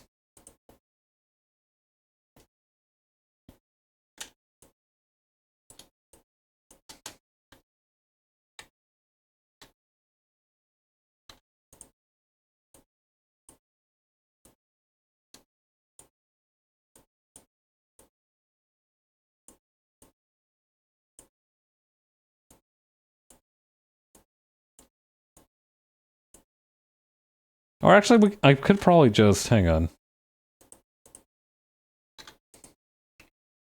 New vector layer on top of this.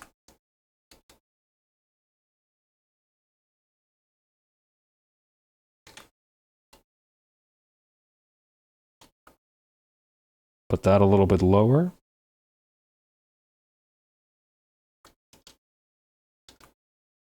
Yeah, that works. I think that works pretty well.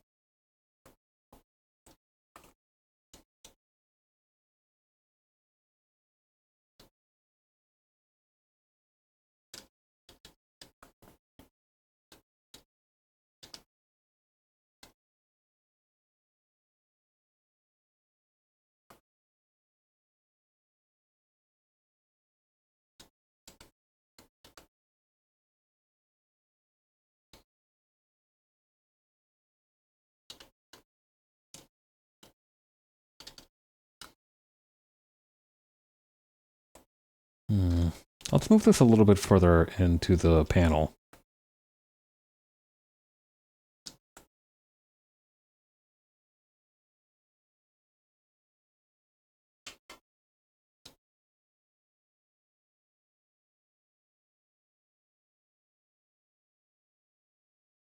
Bring this up over here. Huh? Wait. Okay, now there we go.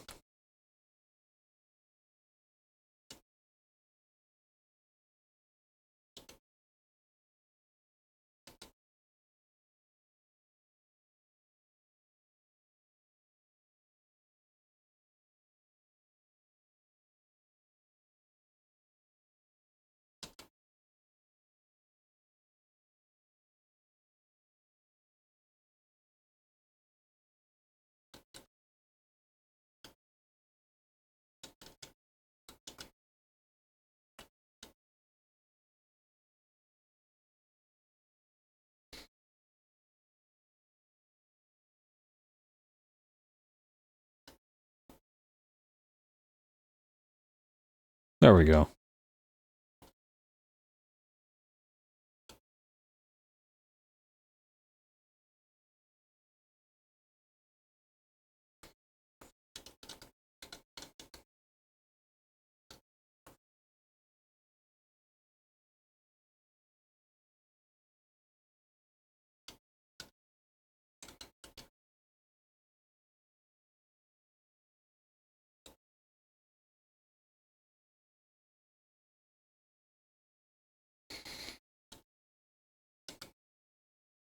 Nice. Okay.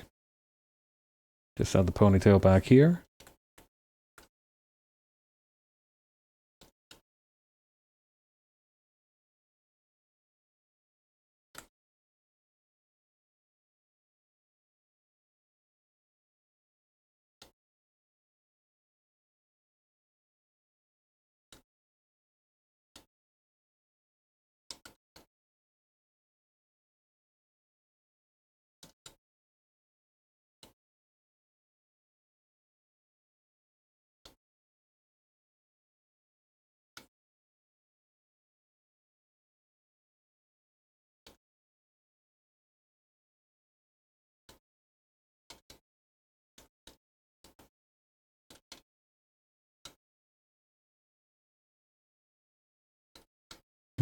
The ponytail isn't quite as long as I thought it should be, so maybe let's just give it a little bit more body.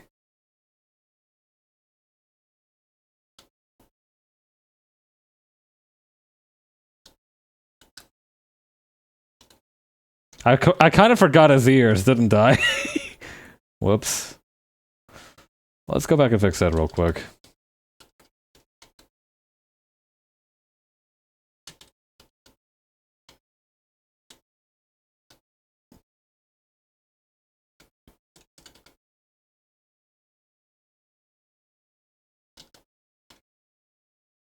I bet I could use a symmetry tool right here and make this little logo symbol really quickly.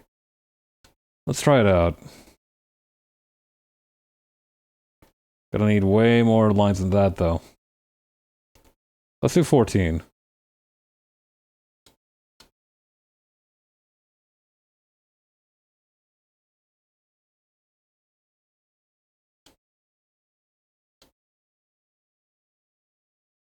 There we go.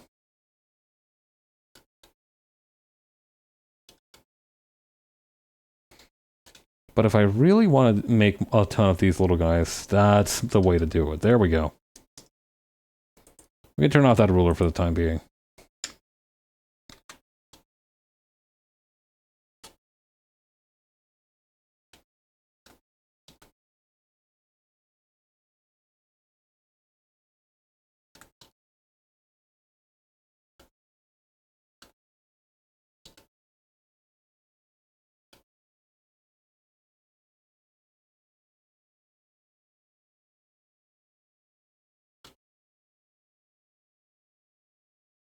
Huh. This guy's supposed to be based on a salamander to some extent. Do salamanders have teeth? I feel like they just have really strong gums.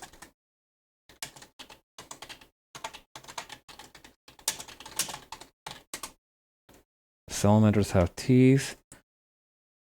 Newborn baby salamanders do not have teeth. Because they do not have teeth, they eat with their palate. When salamander eggs hatch, the babies go straight to foraging for their own food. That's a bit hardcore. What else we got? Young salamanders frequently consume little cyclopsin, or Daphnia microorganisms in pond water. They start eating bigger Daphnia after a few weeks. These young salamanders also consume mosquito larvae or tubiflex worms a few weeks later and begin eating similar foods to adult salamanders when they are around 2 months old. Okay. The upper and lower jaws of salamander species contain very tiny teeth. There are teeth. They do have teeth. Although they are a species of climbing salamander, arboreal salamanders have very massive, well-developed, razor-sharp teeth. The majority of salamanders have extremely small, scarcely perceptible teeth. They lack the specialized teeth that mammals have, such as canines for tearing apart food, incisors for biting, and molars for grinding. Because their teeth lack specialization, they are generally homogeneous. Huh. To be clear, salamanders do not chew their food with their teeth in the same way that humans do. In contrast, they use their teeth to hold onto prey as they swallow it whole, very much like lizards do. Salamanders typically have 5 different tooth types: mandibular teeth, vomerine teeth, palatal teeth, and maxillary. You just said they don't have specialized teeth. Oh, wait, no, they said that they lack the specialized teeth that mammals have. So it's not analogous, but they still have some specialization. Okay. I'm now more familiar with the salamander teeth game.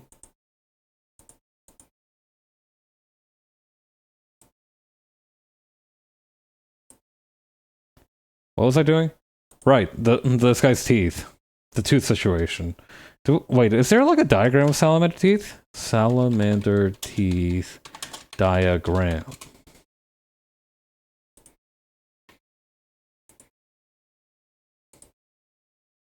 Oh, these look kind of grody. Hang on. Wait. Oh, this one's so cute, though. Look at him, the little smiling fella. Head, trunk, coastal grooves, coastal folds, and tail. These will come up on the exam. Make sure you pay attention. Comparison of vomer and vomer tooth row of the fossil salamander. Okay, this one's the most illustrative, though. Dentary, Meclian fossa. Meclian fossa. Okay, but I kind of see what they mean. They're kind of arranged so that the prey can't get out.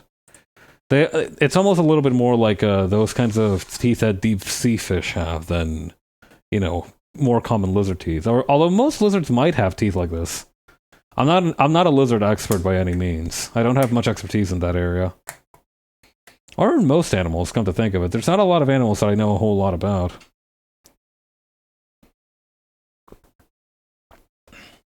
Or that I could claim to be an expert in.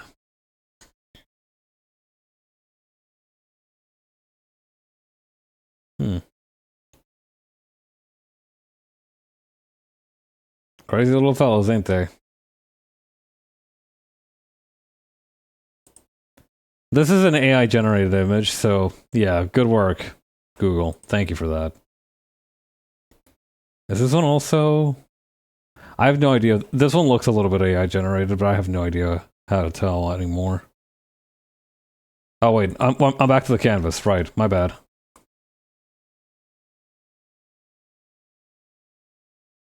Well, this guy's supposed to be mostly human rather than mostly salamander, so why not?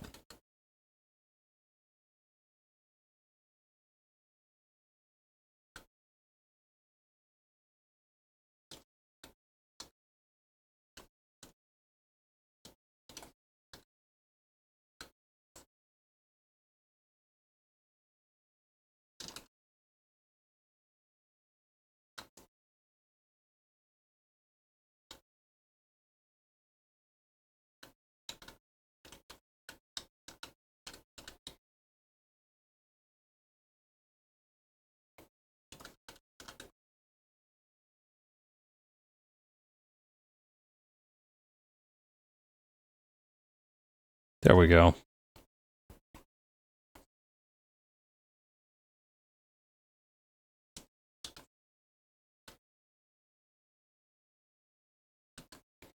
Did I also forget to draw his ears on the sketch?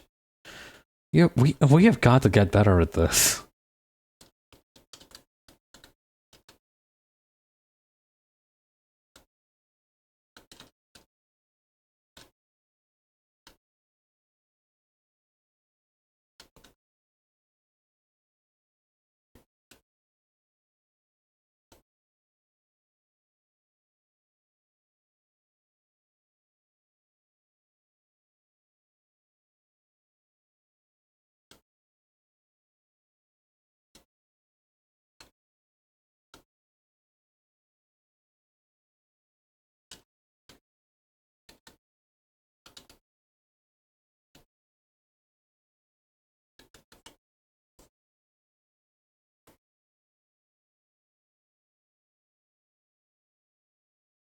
Okay, the ponytail's gonna kind of whip back here.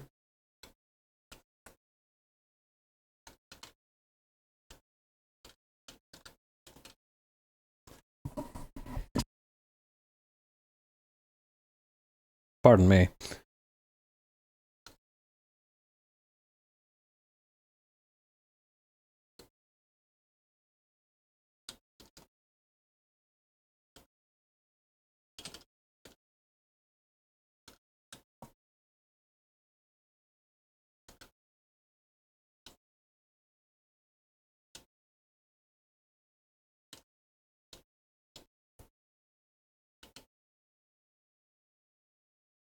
Okay, then for this...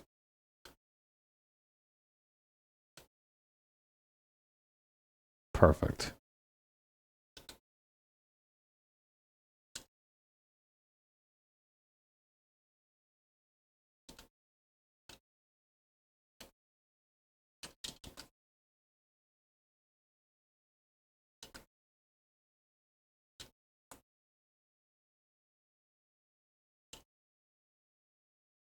Nice.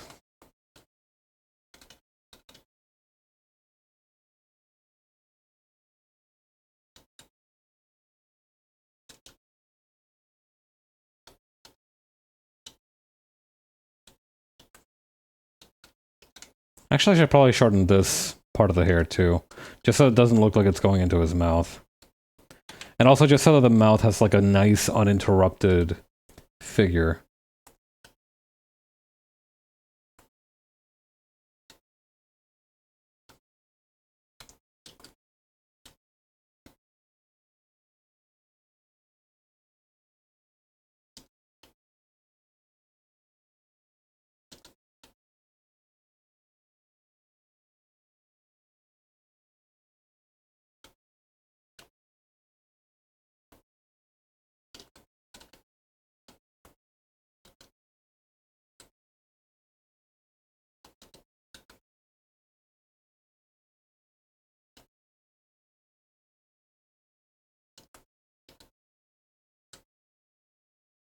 Okay, just finish off the shoulders here.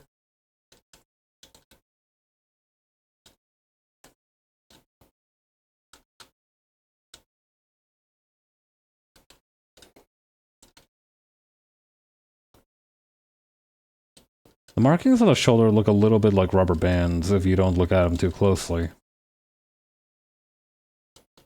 They'll start making much more sense in terms of semiotics once they are colored in, I believe.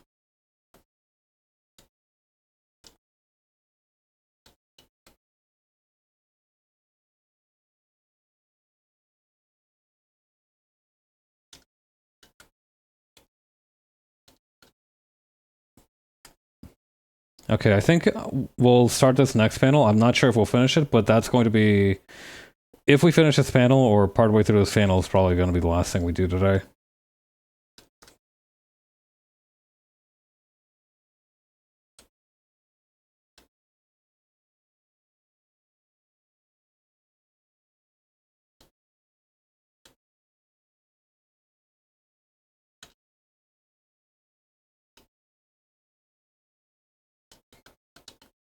Okay, and then over here.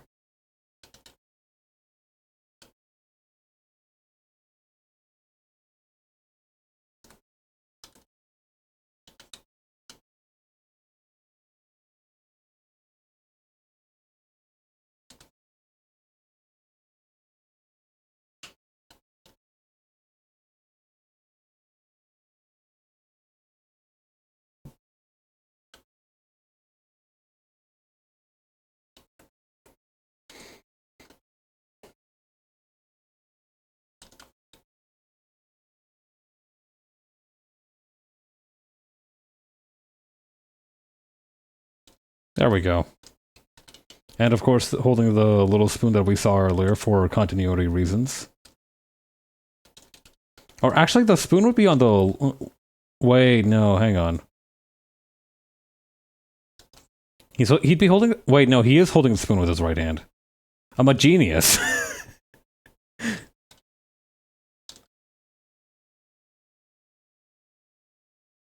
See, this is why doing those two issues of Hawk Sterling was important.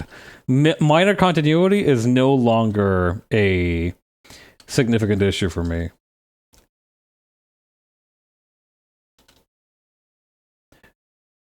I bet I could even remember to just draw that thigh strap on the first try like 80% of the time if I were to do it again now. That's how much my power has grown. That goddamn thigh strap will be will be my Kilimanjaro. It'll be my white whale, so to speak. Oh wait, no.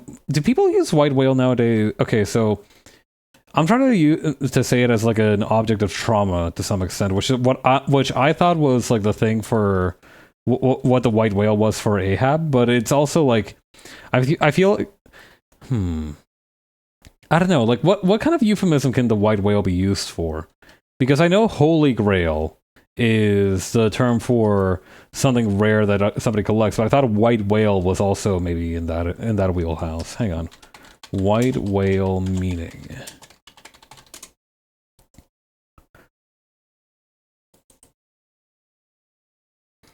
Okay, something such as a goal or object that is obsessively pursued.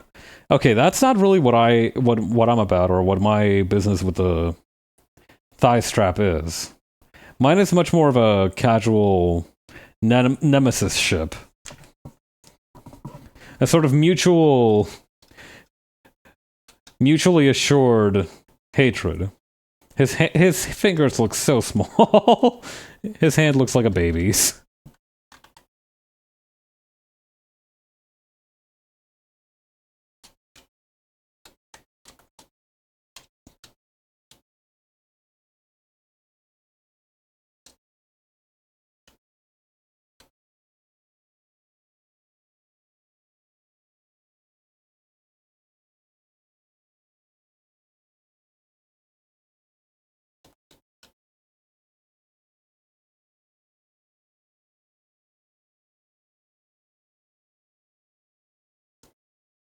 Okay, and then over here.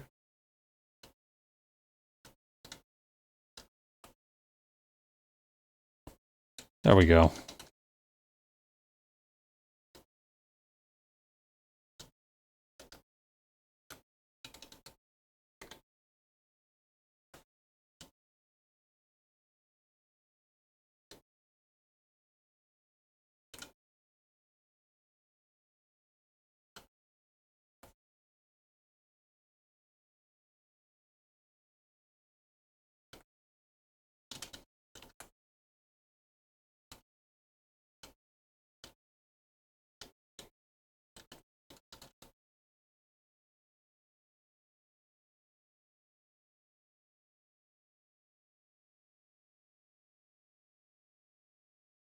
Then over here, the other part of the bowl cut.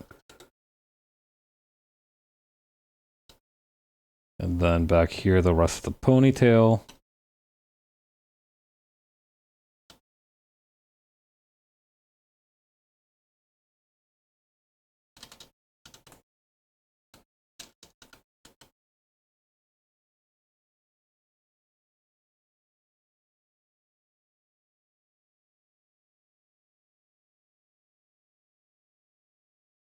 Okay, a nice curve back here, and that's going to lead into fire.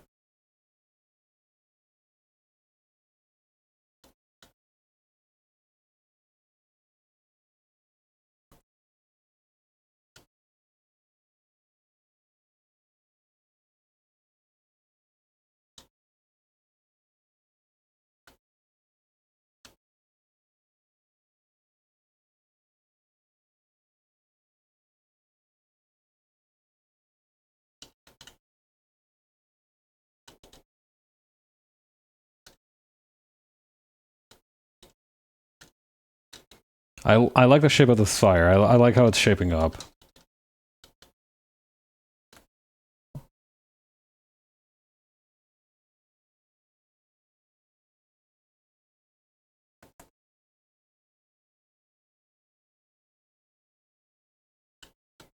Okay, then over here. I want to retain this kind of very sketchy style for what's inside the fire.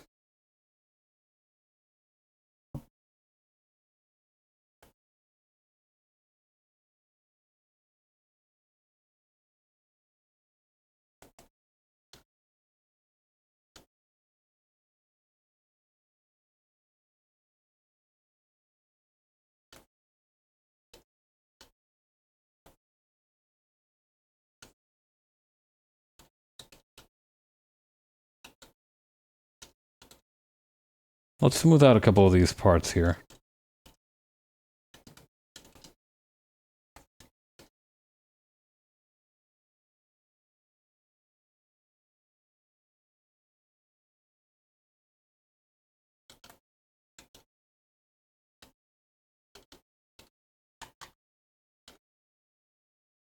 Okay, there we go.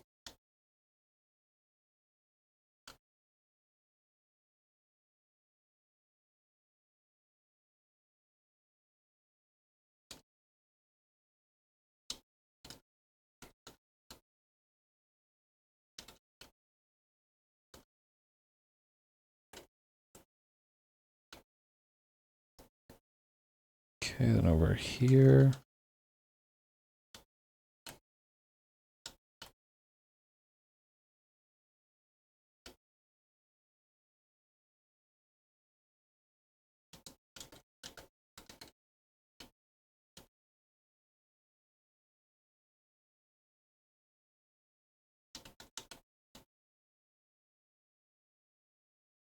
There we go.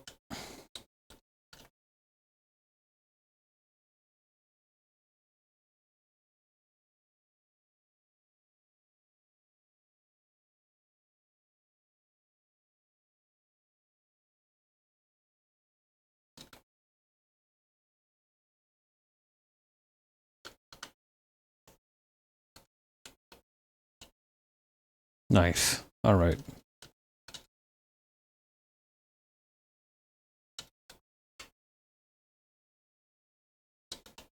We can add a nice strong line there to help to distinguish the silhouette of the leg a little bit better.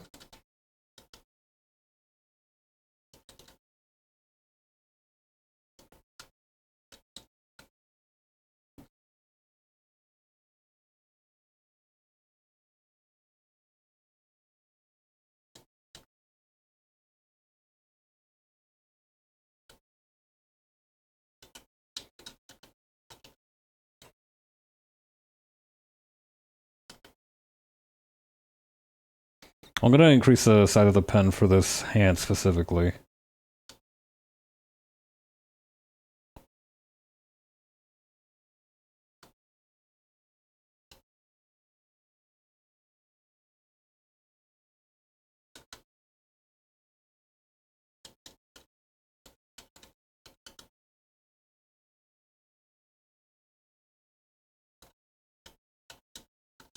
I'm gonna take another drink real quick.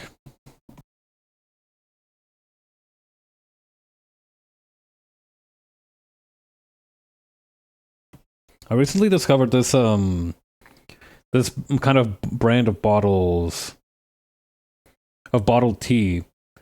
It's a jasmine tea drink, but this one has like fruit infusions in it as well. Like this one has like a little bit of grapefruit flavor, and it is super nice.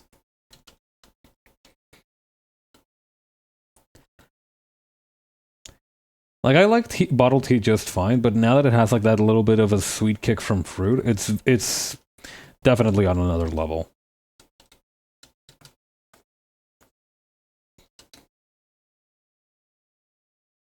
Hmm.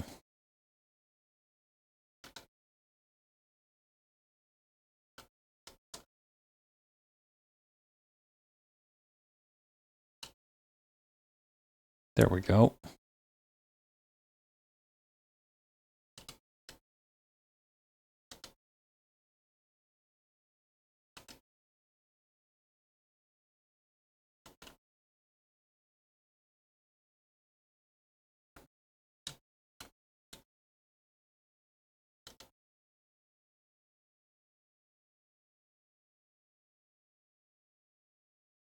Oh yeah. That reminds me, tomorrow I should be getting my mattress topper in the mail. I'm very excited for that as well. I mentioned that my room kind of stinks of the particle board that my drawers are made out of nowadays, but I am very much looking forward to upgrading my sleeping capability. Wait, no, actually, no, I wouldn't be able to use it right away either. Right, after you unpack them, you usually need to give them a couple days to air out and, get full of air, right? So Operation Improved Sleep Conditions is still not a go.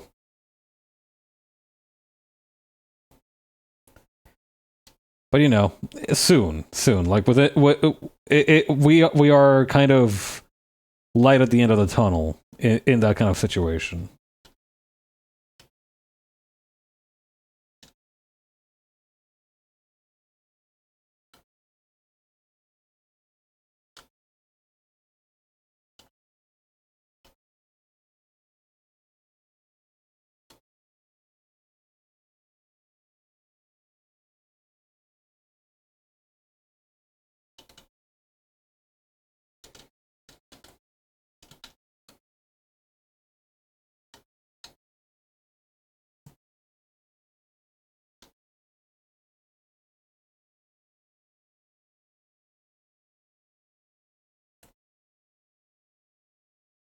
Okay, and then over here.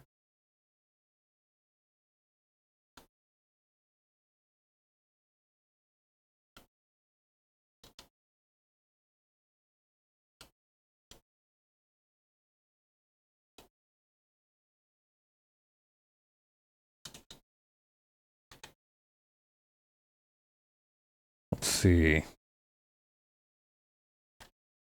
Whoops. Accidentally missed part of the thumb there. Also, hang on. Now that I'm looking at it.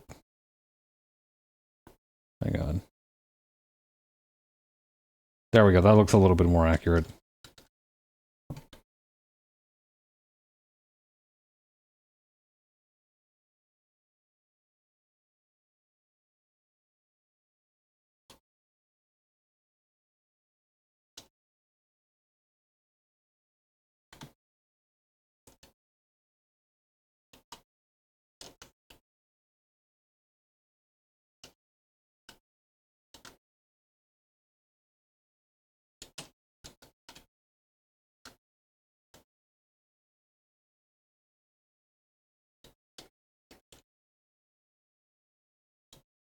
Okay. We can probably bring it back down to 11 on the brush size here.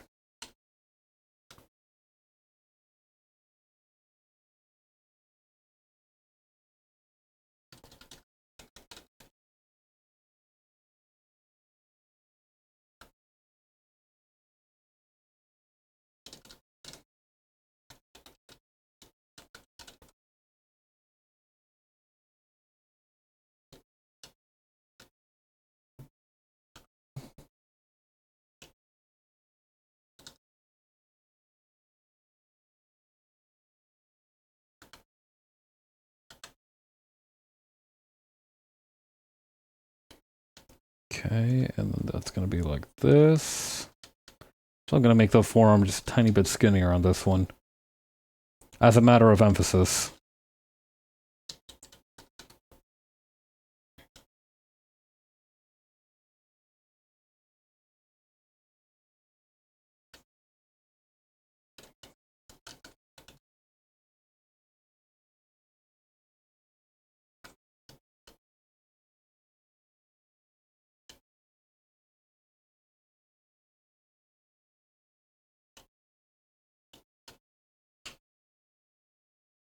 Come on, bud.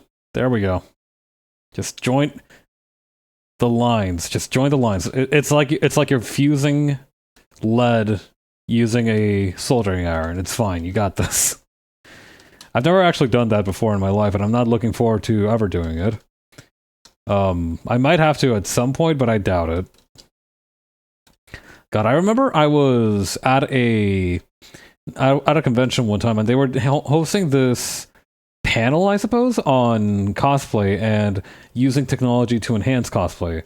So, you know, LEDs, electronics, small electronics, stuff like that. And they got to the part where they're like, oh yeah, so if you wanna set this thing up, you have like this little pegboard here, and you just load it up with, you know, the wires that you want to put together, and you use a little bit of binding agent on it. And I'm like, cool, does that like emit toxic fumes? And the guy was like, yeah. Yeah, you're probably going to want to do this in a well-ventilated space, BT dubs.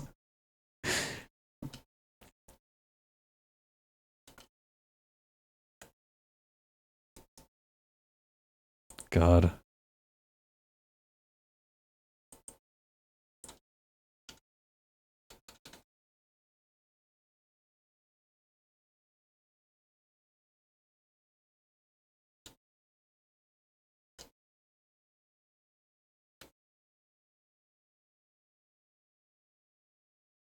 Actually, should I, like... Wait, no, I should. Hang on. I was gonna say, should I bend this guy's leg backward a little bit? But then I realized, like, that the line of action can make it look like he's springing off from the back there. And that would look really cool.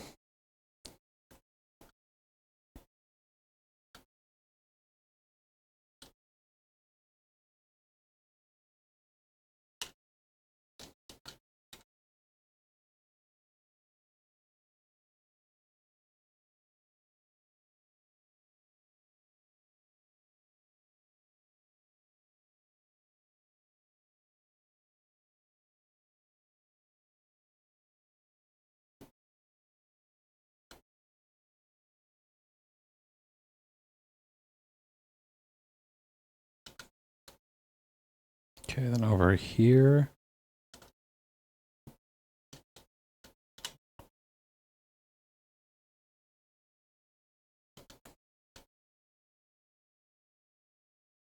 There we go.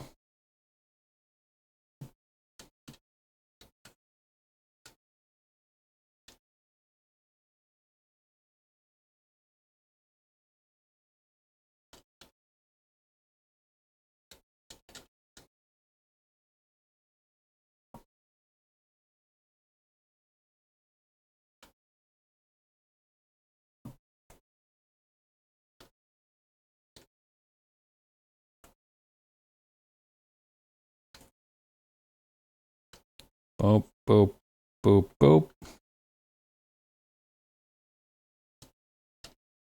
There we go. And I think that would be a pretty good place to end it here for today. Let me just readjust the line width a little bit on the edges here.